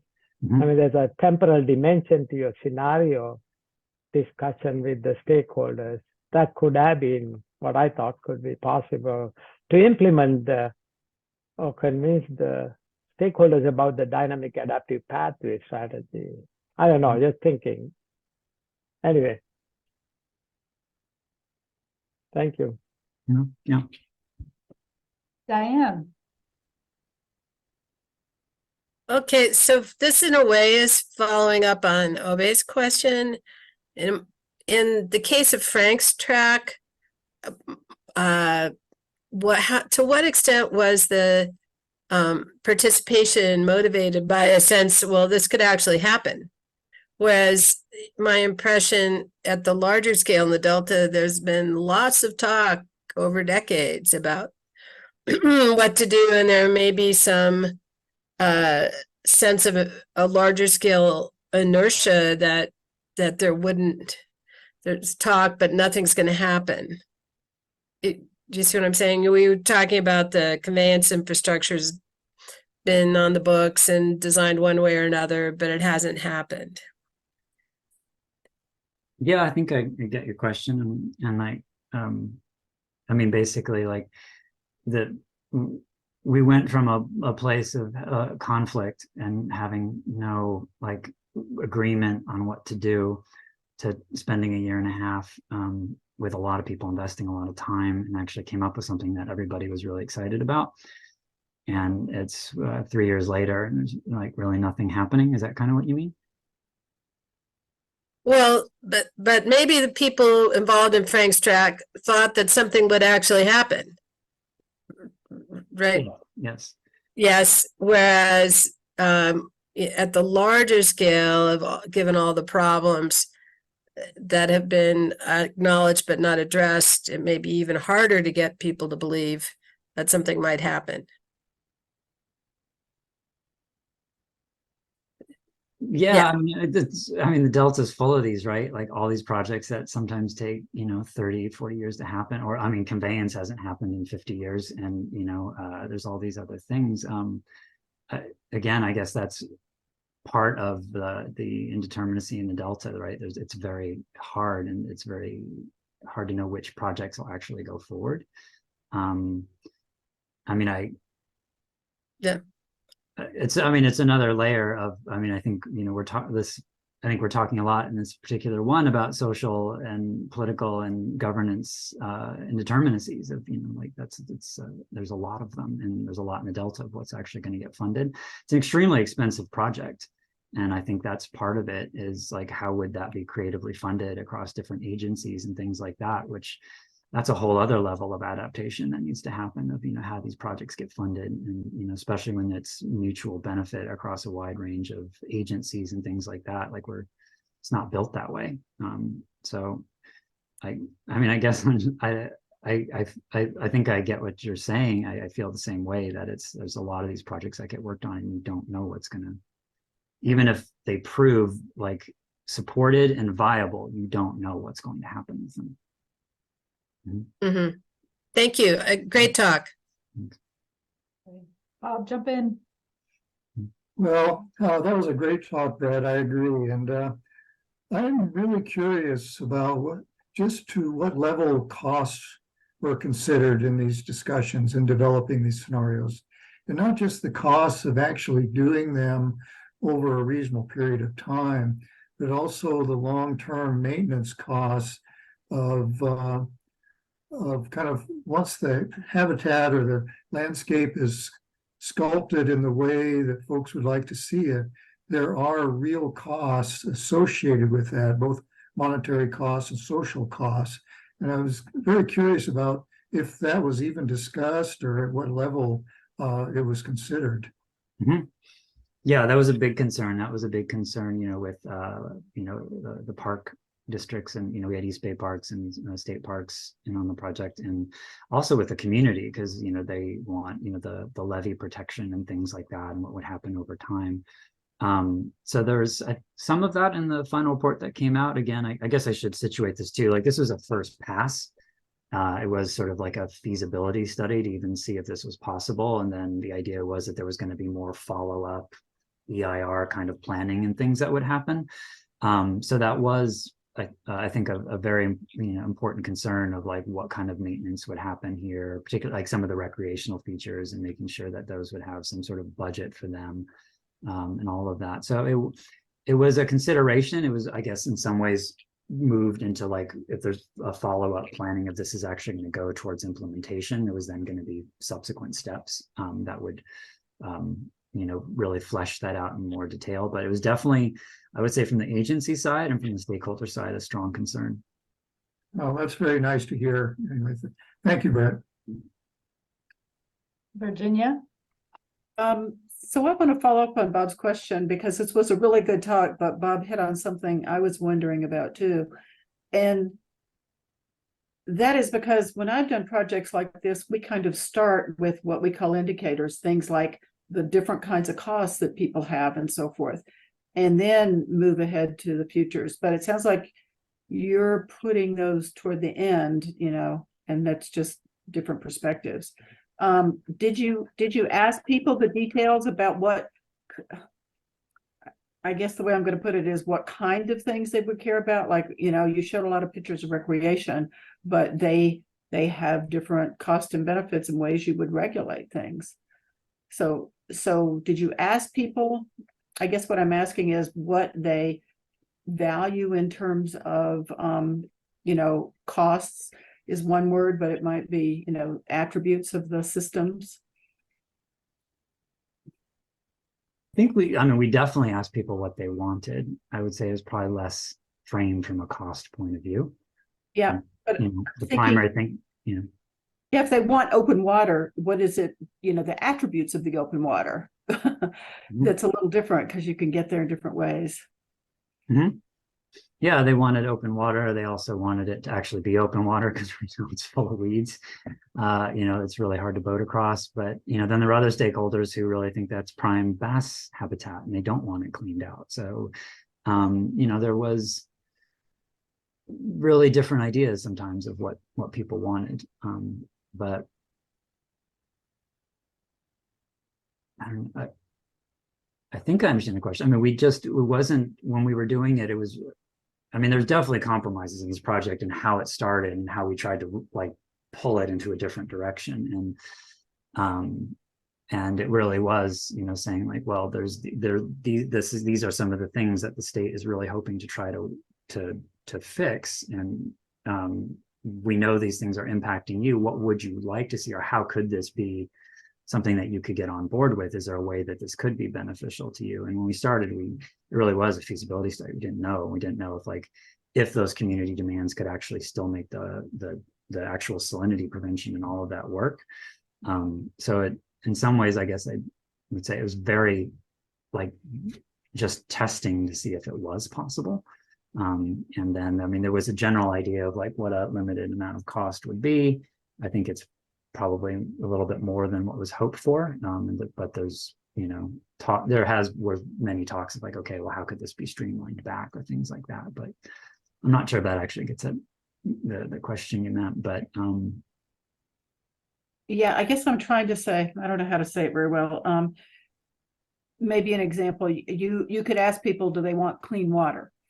Or you could say, do you want water without, you know, particulates in it? Do you want water without chemicals in it? Do you want water that, you know, that you can easily move through? You know, all of those are clean water in some measures. So did you let them come up with the more general characteristics, or did you ask them more specific things that could be measurable? Or did you let them just come up with it? It sounds like. Yeah, I mean, I think we really, you know, said, you know, what do you see as like the future you want, or, you know, what are the things that are important to you? I mean, definitely they didn't like most of them do not, from I talked to, did not want salinity to happen either. They just didn't want it to be prevented in the method it was going to be. You know, they didn't like seeing sharks. You know, I mean, we could really sit down and chat about this. It was just hours of information of like what, you know, different things that people wanted. And then we, you know, sort of like doing these interviews, you know, looked for commonalities and things that people were saying, and then tried to, you know, push them, you know, make different scenarios or the scenarios respond to those things. But well, you're right. It'd probably take hours of discussion. Mm-hmm. But you've done hours already, clearly. Thank you. Thank you.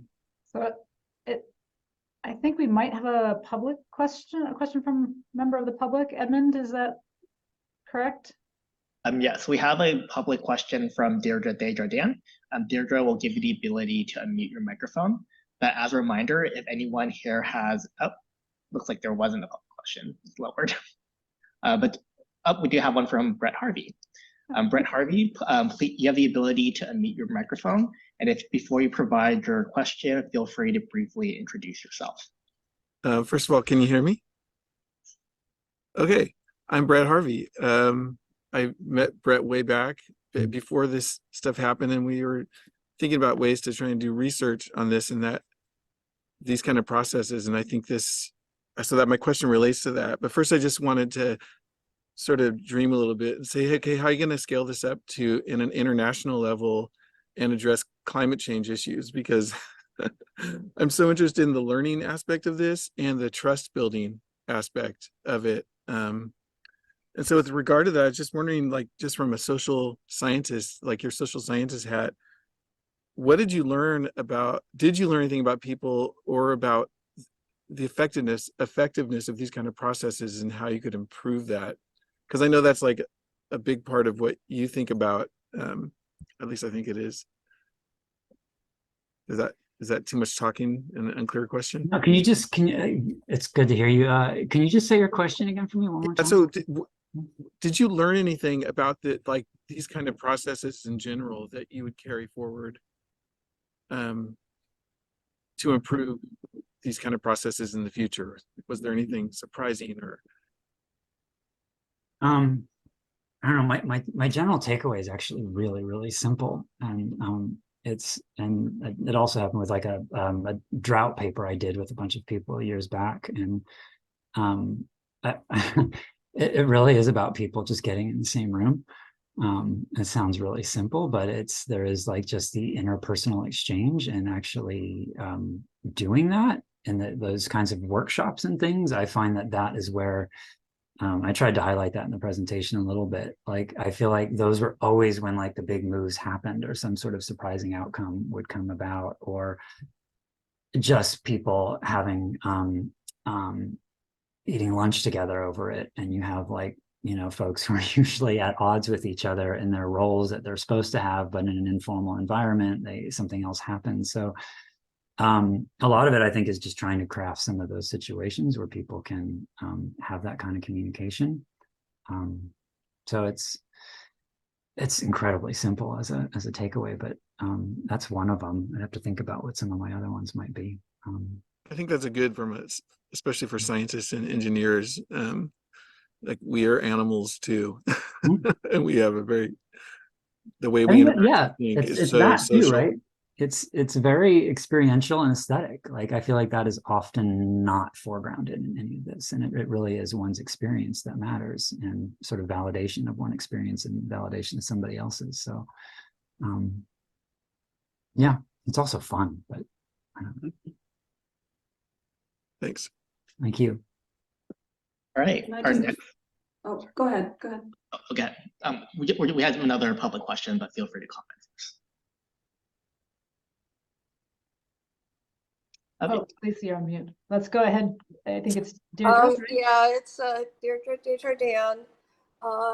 And I wanted to ask Brett, what would it take to get academic researchers such as yourself to model a scenario that fishing and environmental and Delta groups have asked for, which is operating reservoirs to meet water quality control plan requirements in an extended drought?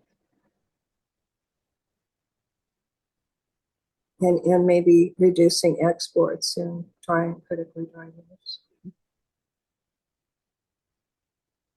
Thank you. So the question was, what would it take to Yeah, to get academic researchers to do that, because I know you went into this and had a very constrained set of priorities, but that's been sort of the issue with all of the climate adaptation planning in the Delta. Is the preferred alternative is providing flows to meet water quality objective for drought adaptation in the Delta, and salinity intrusion is carrying over enough water in the reservoirs so that the in-basin needs can be met, and potentially means reducing exports and taking less risk with reservoir carryover storage. Mm-hmm. I mean, I would say that with the Just Transition Project, those are the kinds of ideas that we hope to vet with stakeholders. And, you know, our hope is to get as wide a range of ideas as people have to start with, and then sort of from that, bring those back to everyone and see, you know, which ones do, you know, we find that a lot of people have interest in doing, and maybe that haven't been, you know, tested or thought through. So I think what you're talking about are definitely things that we're thinking about for that research project, and you are on my list to hopefully talk to. Thank you. So. Well, I'm wondering, because it has been literally since 2012. We've been advocating for this since we saw with 18 inches of sea level rise what was going to happen to reservoirs and with the increased outflow. And would we have to get buy-in from like MWD or other South and Delta water users or DWR? Because that's been the issue, is everything's done from this framework of power, and the power players won't agree to that. Yeah, no, I appreciate that. And I that is what our goal is to try to give voice to things that maybe haven't been, and to really provide a diverse range of potential things to think about for the future. So, yeah. I think my thought is that it actually might be beneficial to, for example, permanent crop growers in the Central San Joaquin Valley, or you know, small towns that are dependent upon water exports for drinking water. But for large water agencies like MWD MWD has Diamond Valley, and they just take water south aggressively and put it in Diamond Valley, and it's optimal for them, but it's not for other users and for the environment. So thank you. Thank you. Thank you, Deirdre. I think that was a good comment to end on, and gives you some food for thought there, Brett, as you're working on the Just Transitions project, and best of luck with that. And hopefully we'll keep tabs on how that's going, and you know, look to us for advice, I guess, if there are questions. So let's thank Brett for a great presentation, and let him get back to his important work. So thank you so much for your time. Thank you all. Thanks for the opportunity. I appreciate it. Thank you. Okay.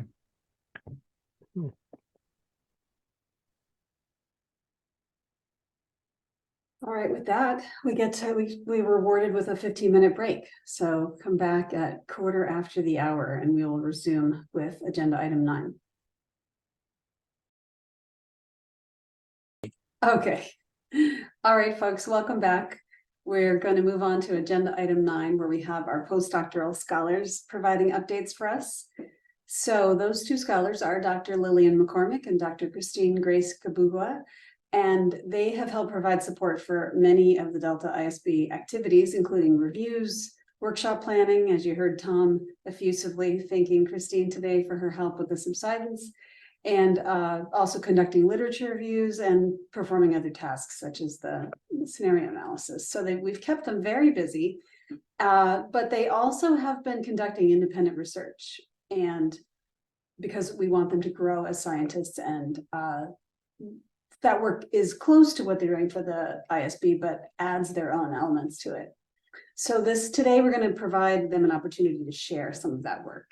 So we're starting with Lillian McCormick, who's going to talk about food web species interactions in the Bay Delta estuary.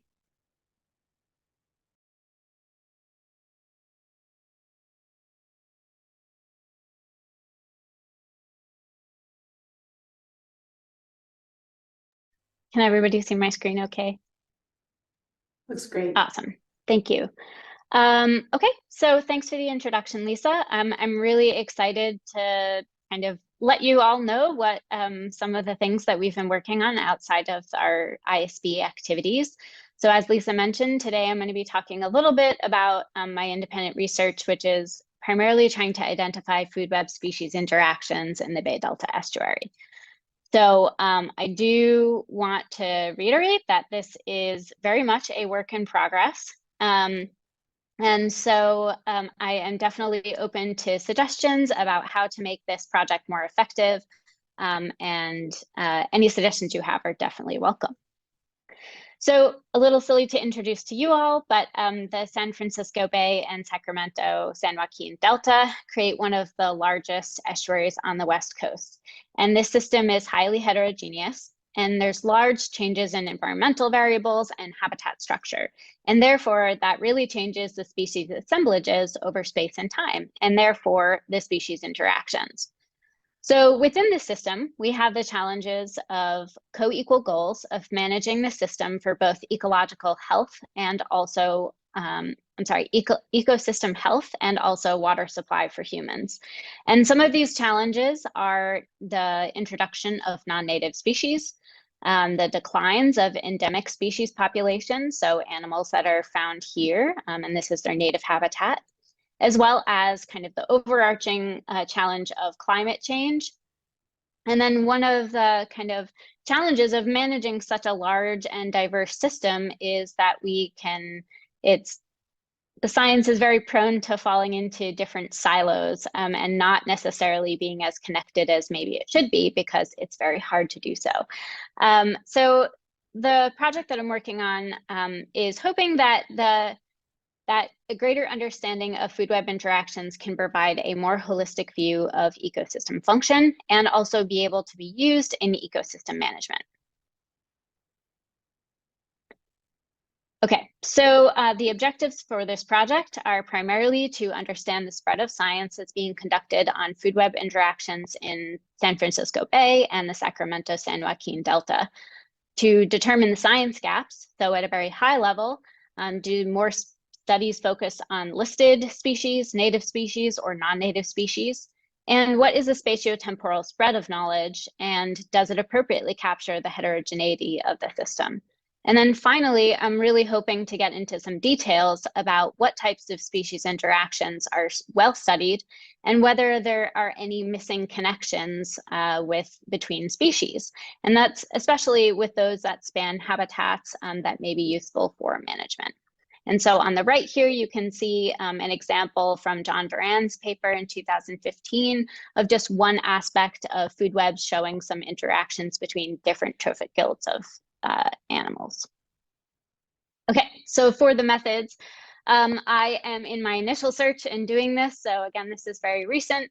So I searched Web of Science with very specific terms. This search yielded over 1,000 results. And after some topic filtering, I narrowed it down to a little over 700 results. So for the first pass, when I went through all these papers, I scanned the titles and the abstracts and marked the papers as either keep, check, or toss. The keep papers I kind of characterized as ones that focused on food web interactions or provided a lot of detail of interactions between species. The papers that were marked as check, maybe I couldn't, through the title and abstract, and maybe I couldn't identify the location that the study was being examined or the study was examining. So maybe it was outside of the scope of the Bay Delta region. And then toss papers were just ones that were not really characterizing what I'm trying to look at in this study.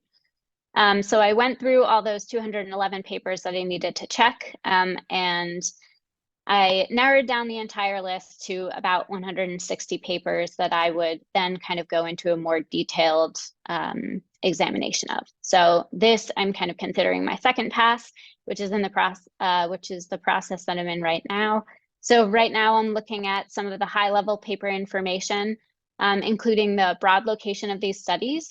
So I'm currently narrowing this down to 3 topics. I think I'll end up expanding this a little bit. So for the purposes of what I'm going to explain today, San Francisco Bay, I'm referring to the entire bay, and then also including Suisun Bay and Marsh, and then the Sacramento-San Joaquin Delta, and then both is referring to the entire region. So ones that are looking at kind of the entire scope within their study.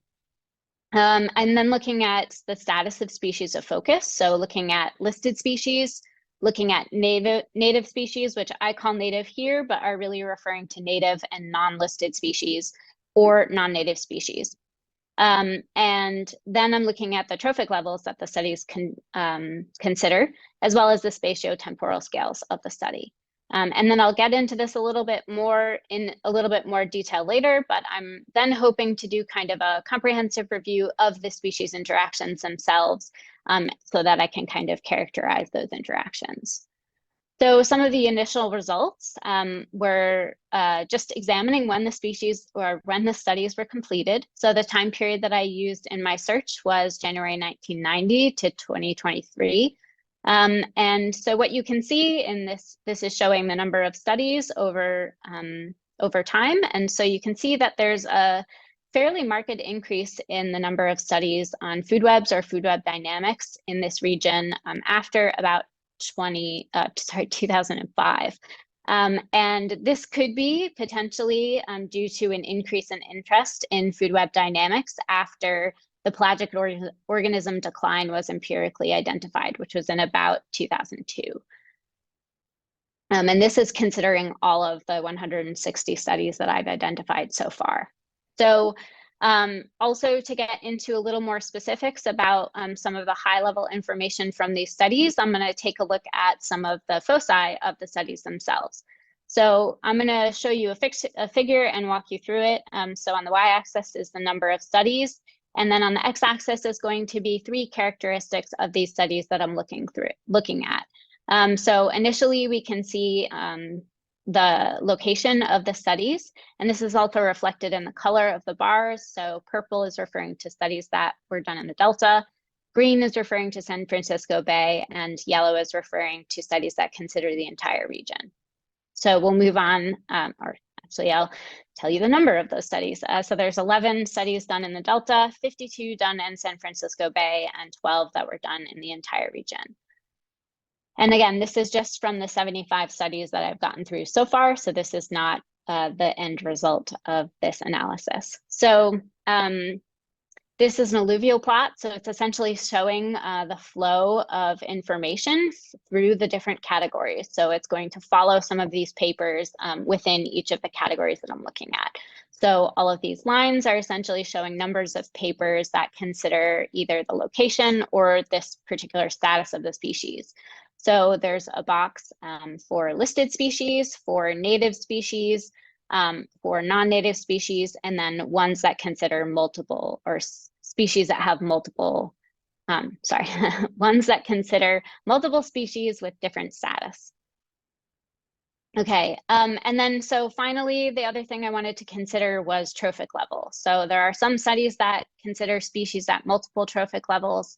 And then other studies consider ones that are focused on apex predators, secondary consumers, primary consumers, or producers, and there was one study that considered parasitic interactions. So essentially, this is a lot of information within this figure, and again, it's fairly preliminary, but there are some conclusions that I'm seeing so far that I think are fairly interesting and that I'd like to point out.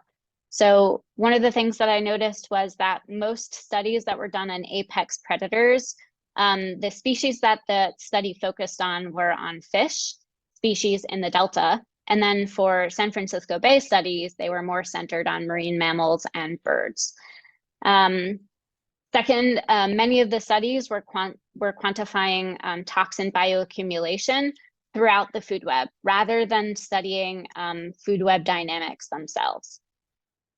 And finally, studies of the entire region, which are shown here in yellow lines, usually focused on specific trophic levels or multiple species within one trophic level rather than kind of the comprehensive knowledge of whole food webs, considering multiple species and multiple trophic levels.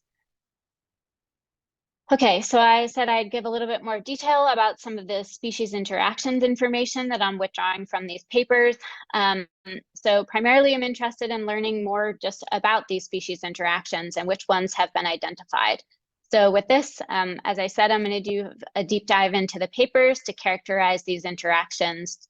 So I'll take out species details, whether the interaction was direct or indirect, and then kind of classify the type of the interaction. So whether it was beneficial for both species involved, so a positive interaction for both species or mutualism, positive for one species and essentially no effect for the other, or a commensalism, exploitation. So that's essentially either predation or parasitism, where one species benefits but the other doesn't, or competition, where both species receive negative effects.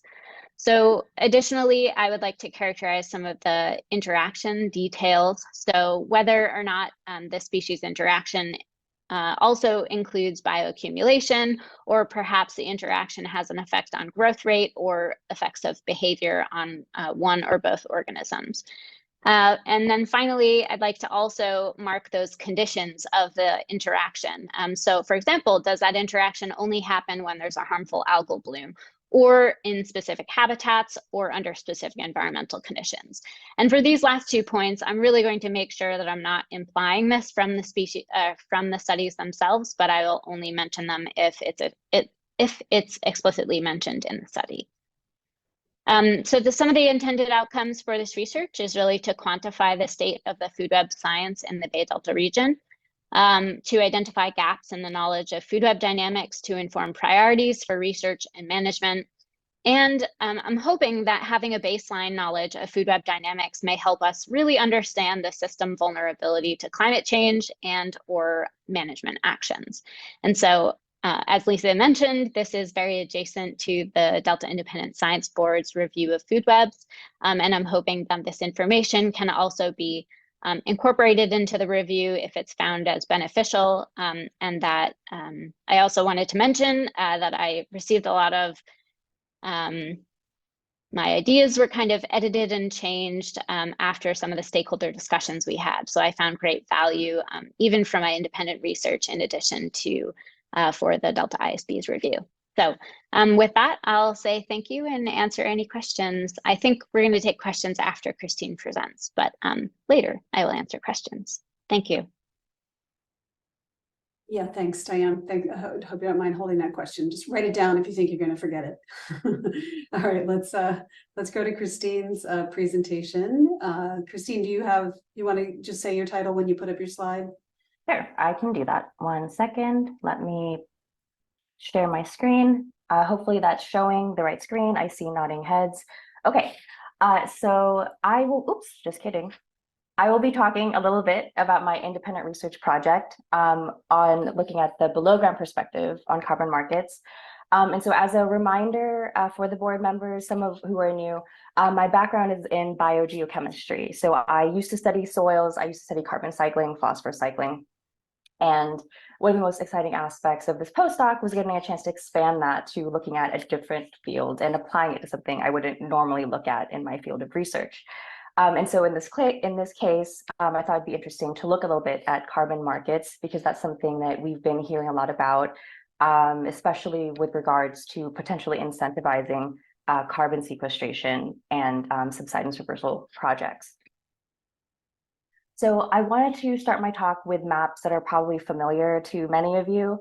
These are maps of the Delta, and on the left, I should say, you'll be seeing an elevation map. And what's important to understand about this graph, this figure, is that it's the areas in the red where you see the highest rates of subsidence. And so when you compare that map to the map on the right, which is looking at greenhouse gas emissions, you'll notice that those areas in red tend to correlate. So where we see the highest rates of subsidence are also the places where we see the highest greenhouse gas emissions. And so this has prompted strong interest in looking at ways to reduce subsidence as a way to mitigate greenhouse gas emissions. And that's something that was reflected in the Subsided Lands prospectus and also in recent reviews on this topic. And there's also a state interest in this as well, because these greenhouse gas emissions comprise approximately 21% of the state's non-animal greenhouse gas emissions. So kind of in parallel to that, these carbon markets have become of interest because they're potentially ways to fund some of these costly restoration or land management actions that could lead to carbon sequestration through the sale of these carbon credits. And so when I've been looking at these different protocols for how people are going about generating carbon credits, what are the models that they're using, how does a landowner take their plot of land, what's eligible, what's not, this phrase of kind of real, measurable, and permanent is something that's consistent throughout all of the different protocols that I've looked at. And so I want to stop here real quick and mention before I go any further that I'm referring to the voluntary market when I'm talking about carbon markets during this presentation. For background, there are actually two. There's the compliance market, and then there's the voluntary market. And so I'm happy to talk about the differences in between those two, but for time, just know that I'm referring to the voluntary market. And so the page that you're seeing on the left is the page from the American Carbon Registry Protocol. And this is the one that's specific to Delta, and that was developed by many scientists here in the Delta. So this concept of real, measurable, and permanent, it stuck out to me because for carbon, that's interesting, because in my mind, when you ask me about carbon, I think about which form of carbon. And so the way that this was explained in a talk I was listening to is that when a farmer sells a bushel of wheat, there is no question about what that bushel of wheat represent. It represents, X amount of pounds of wheat, X amount of grams of flour. It's very definite. But for carbon, this is not necessarily the case because it's normal for carbon in the soil to change forms. So in my mind, it's which form of carbon are you talking about? And this is important for carbon markets because different forms of carbon remain in the soil for different amounts of time. So in some sense, you could say that there are some forms of carbon that are more desirable when you're trying to sequester soil in this form to get carbon credits. So we know from upland research, forest research papers, for example, that carbon that's associated with minerals, mineral associated carbon, tends to stick around the longest. So just have that in your mind as we talk about the carbon cycle and what it means to actually pay for a carbon credit and what that represents in the ground. So normally when people are interested in participating in the carbon market, you have to measure the amount of carbon sequestered. And this is normally done through comparing the difference between the amount of emissions that occur before the project happens. These are referred to as baseline emissions, and then the emissions after the project has occurred. And the project can range from anything from wetland restoration to changes in agricultural management, things like this. And so it's that difference between the baseline and the project emissions that generates the carbon credits. And so there's this concept in carbon markets called carbon permanence, which is defined as the carbon being sequestered for 40 or 100 years, depending on the different protocols that you're using. For the American Carbon Registry, which is the one that's specific to the Delta, it's 40 years. So the idea is that over a 40-year time period, your project emissions are always going to be lower than your baseline. And so understandably, there's a huge focus and a huge emphasis on measuring these carbon fluxes and measuring these greenhouse gas emissions. But of course, there's a below ground component of this because the flux, by definition, it follows movement between two different spaces, and the soil is also regulating this to some extent. So many of these carbon protocols rely on modeling to kind of measure the amount of carbon sequestration that occurs when a project takes place. And so there's many different ways to represent this. The model that you're seeing on your right is the DayCent model.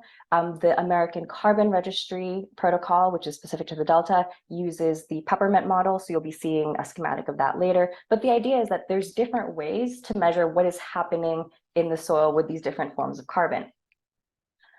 And so one of the things I was interested in was whether or not there's new science that could maybe inform how it is that we're representing the amount of carbon sequestered in the soil and how we're taking into account the different factors that affect soil carbon stabilization.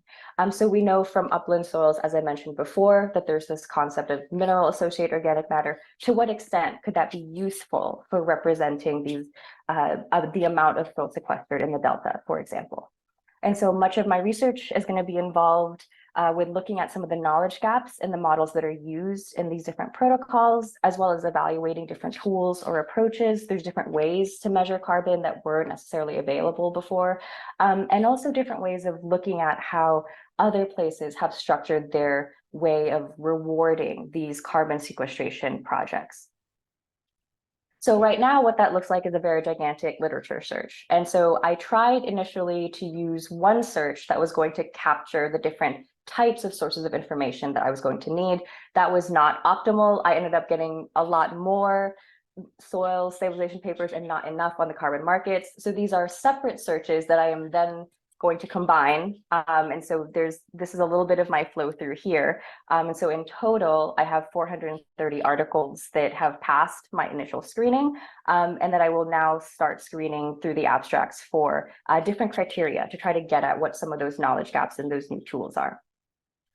So this is very rough outline of what my criteria are going to be. I suspect that as I go through some papers, I'll have to refine this, but I'm borrowing something that I learned from the DMDU work, and I'm keeping little analytical memos. So I'm keeping track of why it is that I chose to alter this particular diagram and what the rationale for that was. Oops. And so the goal for this research is really to synthesize some of the different streams of information that occur within this carbon sequestration, carbon market research. A lot of these papers are in different journals potentially, or are using different data sets. And so I'm hoping to streamline that into a useful paper that's going to be a useful resource for people who are interested in either learning more about carbon sequestration and carbon markets, or what new research there is to inform the development of models. And so that diagram that you're seeing in the middle is actually from the peppermint model. And so I'm interested in looking at that in a little bit more detail to look at whether or not some of the ways that soil carbon sequestration is being represented can be further improved. And as I mentioned, there are other areas where they're also looking at carbon crediting, and they're using different ways of incentivizing that those carbon sequestration projects by looking at bundling credits, which is referred to as rewarding these different ecosystem services by stacking that on top of the carbon credit. So there are these different approaches that people are using to incentivize these different land management actions that have these beneficial results on the ecosystem, whether it's subsidence reversal or carbon sequestration or both. So that's something that I'm interested in looking at as well. So with that, these are my references in case anybody needs to take a screenshot, but I'm happy to take any questions or receive any feedback. Thank you so much. Thank you, Christine. That was great. Looks like Bob has already got his hand up, but I do want to get back to Diane's question for Lillian too, but let's start with Bob since he's right queued up. Go ahead, Bob. Well, that was a great talk, Christine. I really enjoyed it. And I think I have a simple question, or maybe it's more of a statement for you, is that I liked your emphasis early on the quality of the carbon that was being produced and whether or not it was going to be resistant to decay or very labile for the long term. I mean, that's really an important point in my mind. And it plays right into the issue of increasing salinity in the delta itself. And I think, as you probably know, in fresh waters, it's very rare to find organisms that have enzymes that can break down cellulose and lignin and so forth. And, and so a lot of things that are produced in fresh waters, especially things that have a very high to C to N ratio, are very slow to decompose. They stick around for a long, long time. But as soon as you start to see increases in salinity, you start to have a lot of marine organisms coming in, and they just have an abundant array of cellulases and ligninases and other things that can break down organic matter, sometimes really quickly. And I don't know if in your review or your own kind of curiosity about what's going on there, whether or not you're considering these increases in potential increases in salinity going forward, especially for the delta, and how that might impact the long-term, say, acquisition or buildup of carbon in the system. Anyway, it's a long way of asking probably a very simple question. So about salinity effects.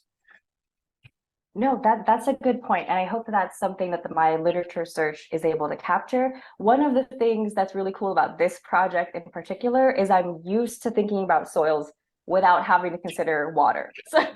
So having that tidal influence is going to be something new, right? Like the allocanthus carbon production and vice versa, the autocanthus carbon production. Those are new things, as well as having to deal with salinity. So I hope that that's something that my literature search is able to capture, but it's definitely on my radar now. Great. Very good. Diane. Yes, Lillian, thank you very much for an excellent talk. And yes, you're right. The stakeholder meetings were fascinating. And one topic that came up, or I brought up several times where you heard a range of opinions, was about the utility of food web modeling to improve in some way the operation of the salvage operation and the outcome. And we heard a range of opinions. I remember Peter Moyle saying something about maybe the fish do better who've been salvaged rather than going through one region or another. So would that be another category for your publications? Is, you know, could you imagine how this paper could or could not have some implications for the salvage operation? Yeah, thanks for that question, Diane. That's a really interesting point. And you're right, it was definitely something that we discussed many times during the stakeholder discussions. I consider humans to be part of the ecosystem, whether they're, you know, impacting via harvest to species or, you know, urban centers that are near ecosystems. And so I think that the salvage facilities would fall under that category. And so I do have one paper so far that talks about the effects of salvage facilities on fish. And I do have that as a species interaction, is a kind of human-fish interaction with respect to the salvage facilities. So I do hope, I'm not sure how much it will come out through this review, but it is definitely something I'm considering. And I hope that it will come out through the review. So thank you very much. And I should mention that I should have mentioned in my talk that this is just one of hopefully several searches. As Christine mentioned, that, you know, there's not only 160 papers that have been done in this region. So I'm hoping to find them all. And so, yeah, but thank you for that question, Diane. They're spending a huge amount of money every day on the salvage operation. Yeah, thanks for that. Go ahead, Obey. Thank you both. I learned a lot from your talks, but I do have a question for Lillian. I was curious, as a modeler, is there a spatial dimension to the modeling or your reviews? And I noticed you have Bay included, which had a lot more papers than Delta itself, but are there any external interactions with other areas that might influence your, you know, interactions or modeling in the long run? Just Thanks, curious. Obey. That's a really interesting question. So the spatiotemporal analysis is something that it's still a work in progress. I'm honestly struggling with it a little bit. I think the way that I first started to consider it was, I don't know if you all are familiar with a Stummel diagram, but typically it looks at kind of processes along kind of a spatial and temporal scale, and so that basically it's a visual representation of, you can see where maybe there are gaps. So, you know, whether it's on a cellular or acute response level, all the way up to kind of a, you know, biome or, you know, population level that might be occurring over decades of time. I tried to put all of the papers basically in a big Stummel diagram, and I didn't really get anything that was super informative out of it. So I'm still trying to figure out how best to characterize the spatiotemporal scope of basically this review. So I definitely hope to kind of consider more than just these, you know, broad 3 location categories in the spatial analysis of this. And I think that's a really good point of, it's something that is of such importance to the Delta that I think it needs to be considered fairly carefully. And so, to be honest, I'm still figuring out how I'm going to do that.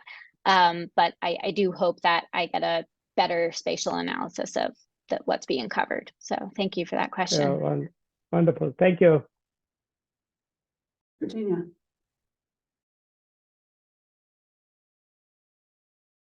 You need to unmute. Of course. Lillian first. I think the Stummel diagrams are a good idea, and I had a student who used those to look at space-time interactions, and I'll look at that, and if the graphics she developed are useful for you, I'll send them to you, because displaying this information in a creative way is a challenge both of you have, and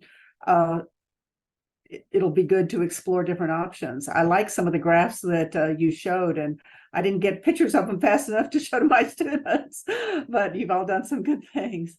But I did want to let you know that I have a student who's doing a literature research. And on her topic, when she put in the keywords, she found 18 papers of the Web of Science, 118 in JSTOR, and 195 in Google Scholar. So I encourage you to look at those other ways of finding information, because they're not the same, unfortunately. But good job for both of you. Christine, your question is one I asked myself when we first stood in that subsidence area and talked about, the potential. I was wondering who's going to incentivize this. So I'll be really glad to see what you find out.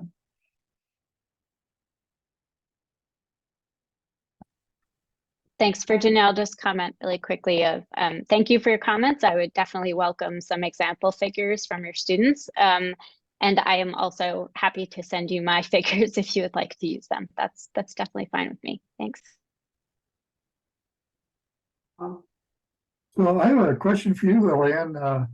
The presentation was great and really gave a nice overview of where you are today in terms of the spatial and temporal studies that have been done on food web dynamics. But I was wondering, I was curious, are you also keeping track of kind of the evolution of techniques that have been used? For example, in recent years, we see a lot about eDNA, and before that, we saw a lot about bioenergetics, and then, of course, the traditional ways of doing it were by killing fish and doing gut analyses and so forth. Along this timeline that you showed, is there also an evolution of the techniques, and do you feel that we're increasing our knowledge by incorporating these new techniques, or is it becoming kind of equally or unusually confusing our understanding of food webs with these newer techniques? So anyway, kind of a complicated question, but I hopefully you get the gist of it. Yeah, thanks very much for that question, Bob. I think that's a really interesting point, and honestly, it was not something that I had considered thus far. I think mostly with respect to kind of temporal consideration, we know that Delta food webs have changed over time, and that's really clear from the studies that have been done. And so I was hoping to kind of characterize that temporal aspect of the species interactions to know maybe, 10 years ago, this species interaction was really relevant, but it might not be as relevant now just due to changes in the food webs. But I think that's a really interesting point, and that may kind of not bias, that's a little too strong of a word, but that might affect kind of the results and the interpretation that we get from food web studies over time. So I think that's definitely something that I could add in and consider, because I think it would be really interesting. So thanks for that comment. Yeah, thank you both. Do we have any public comments on this topic? Yes, we have one from Deirdre Desjardins. Deirdre, you have the ability to unmute your microphone. Thank you. Deirdre Desjardins, and I just wanted to suggest to Lillian that you might want to look at changes in operation of the export pumps.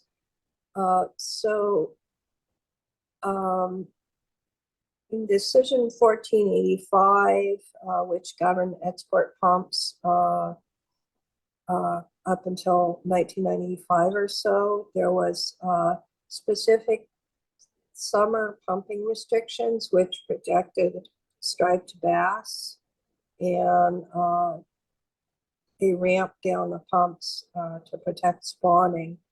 And they decided that wasn't necessary and changed operations so that you could export 35% of Delta inflow in the winter and spring, and 65% the rest of the time. So the reservoir, system operators started holding back water in the reservoirs in February through June, and then would export, release water and export as much as possible. So there was a major decline at that point in striped bass, and it's probably good to, and there was also some other system changes around the time that New Melones Reservoir was completed. So I'd like to get you that information just because in interpreting the species relationships, the pumping was having a major effect. Thank you. Thanks, Deirdre. All right, so just gonna double check with the board. Are there any last questions? No, okay. Well, thank you both. Those were really interesting talks. We're glad to see this progress, and we hope to see more about this as it progresses. Okay, next agenda item. We're going to skip 10 because we did that earlier and go right to 11. I'm going to give a quick update on the Delta lead scientist recruitment.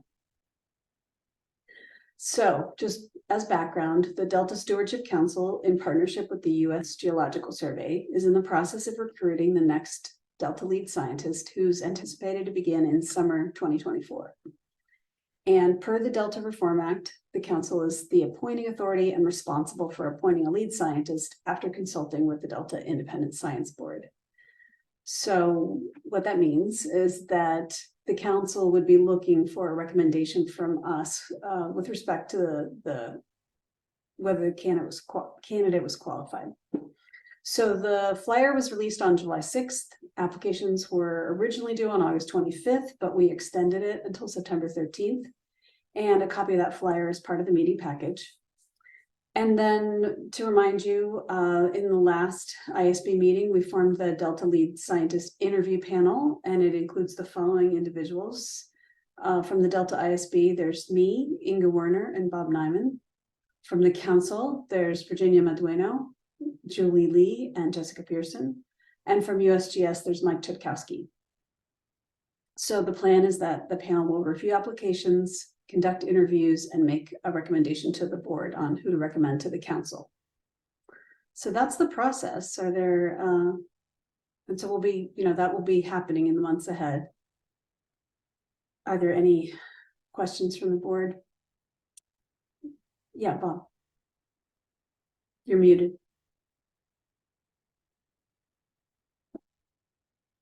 Thanks, Lisa. I don't know if you can respond to this question or not, but since the application period is closed now, can you tell us how many candidates there are that the group will be looking at?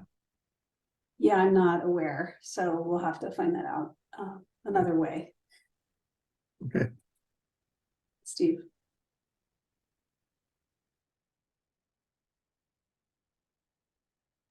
Okay. Is there any a more specific timeline? I imagine it depends on how many applicants you've got, but in terms of when there might be interviews? Yeah, you know what, I'm going to defer to Edmund here. I do know this, but I don't trust my memory. So Edmund, do you want to give us a rundown of the timeline?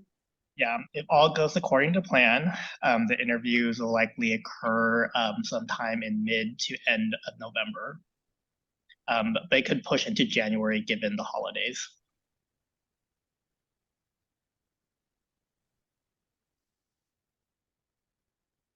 But we'll be setting up the methods in a few weeks, I think. So is that it for questions? Okay. Okay. Are there any public comments? There are no public comments. Okay. Well, then we'll move on to our next agenda item 12, which is a closed session of the Delta ISB. It's a closed session because it deals with personnel matters. And this has to do with the Delta lead scientist appointment. So just some background. At the last public meeting, Dr. Laurel Larsen, the current Delta lead scientist, announced that she's going to leave her post on November 30th of this year, which is 7 months sooner than originally expected. So while the current recruitment occurs, the council and USGS would like the Delta ISB to review the qualifications of a potential interim lead scientist. And the Delta ISB will discuss in closed session the qualifications of the potential interim Delta lead scientist as identified by the council and USGS pending the ongoing recruitment. And the Delta ISB may take action regarding those next steps. So we will reconvene at 2:45 in public session, but for now we will move into this closed session, which is authorized under Government Code Section 11126, Subdivision A. And so with that, I will temporarily close the public meeting, and everyone should sign out and go to a link you should have received for the closed session.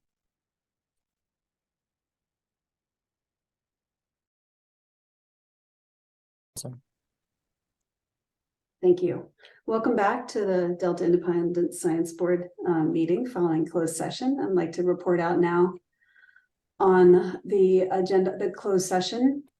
And this concerns next steps for the Delta lead scientist recommendation. We met in closed session and we agreed that Dr. Lisa Marie Wyndham-Myers is qualified to serve in the role of interim Delta lead scientist. And we will be drafting a letter to the council to that effect. We had a roll call vote and we had 2 abstentions. Doctors Brandt and Nyman abstained. And then we had yeses from Dr. Virginia Dale, Dr. Tanya Heikela, Dr. Tom Holzer, Anna Michalak and Diane McKnight were not present for the vote. Dr. Obesekara voted yes, and Dr. Wanger and Dr. Werner voted yes. And just like to reiterate that the candidate is Dr. Lisa Wyndham-Myers. She's a research ecologist with the U.S. Geological Survey, and her research focuses on the relative influences of wetland and estuarine characteristics on carbon, nutrient, and trace metal biogeochemistry. But she's done broad work and authored many papers on wetland biogeochemistry and many other topics. She holds an advanced degree. She meets all the requirements of the Delta Reform Act. She holds an advanced degree in a field related to water or ecosystem management. She has a strong record of scientific research and publication in peer-reviewed scientific journals. She has experience advising high-level managers in science-based decision-making in the areas of water management and ecosystem restoration. And she has the capability to guide the application of an adaptive management process to resource management policy decisions in the Delta. These are the Delta Reform Act requirements. The reason we need an interim scientist is because Dr. Larsen's early departure has created an urgent need to fill the position on an interim basis to ensure continuous science leadership. But the council, the Delta Science Program, and the ISB will be, the USGS, the council, and the ISB will be conducting the process for the permanent position. That's going to proceed in the normal fashion, as far as we know at this point. And then the council and the Delta Science Program have several significant near-term priority efforts underway that demand the leadership of an interim Delta lead scientist that are expected to take place in early to mid 2024 before the recruitment hiring process is completed. So we are thankful that Dr. Wyndham-Myers is interested and available to serve in an interim term. And at this point, I'll open it up for any public comments. There are none.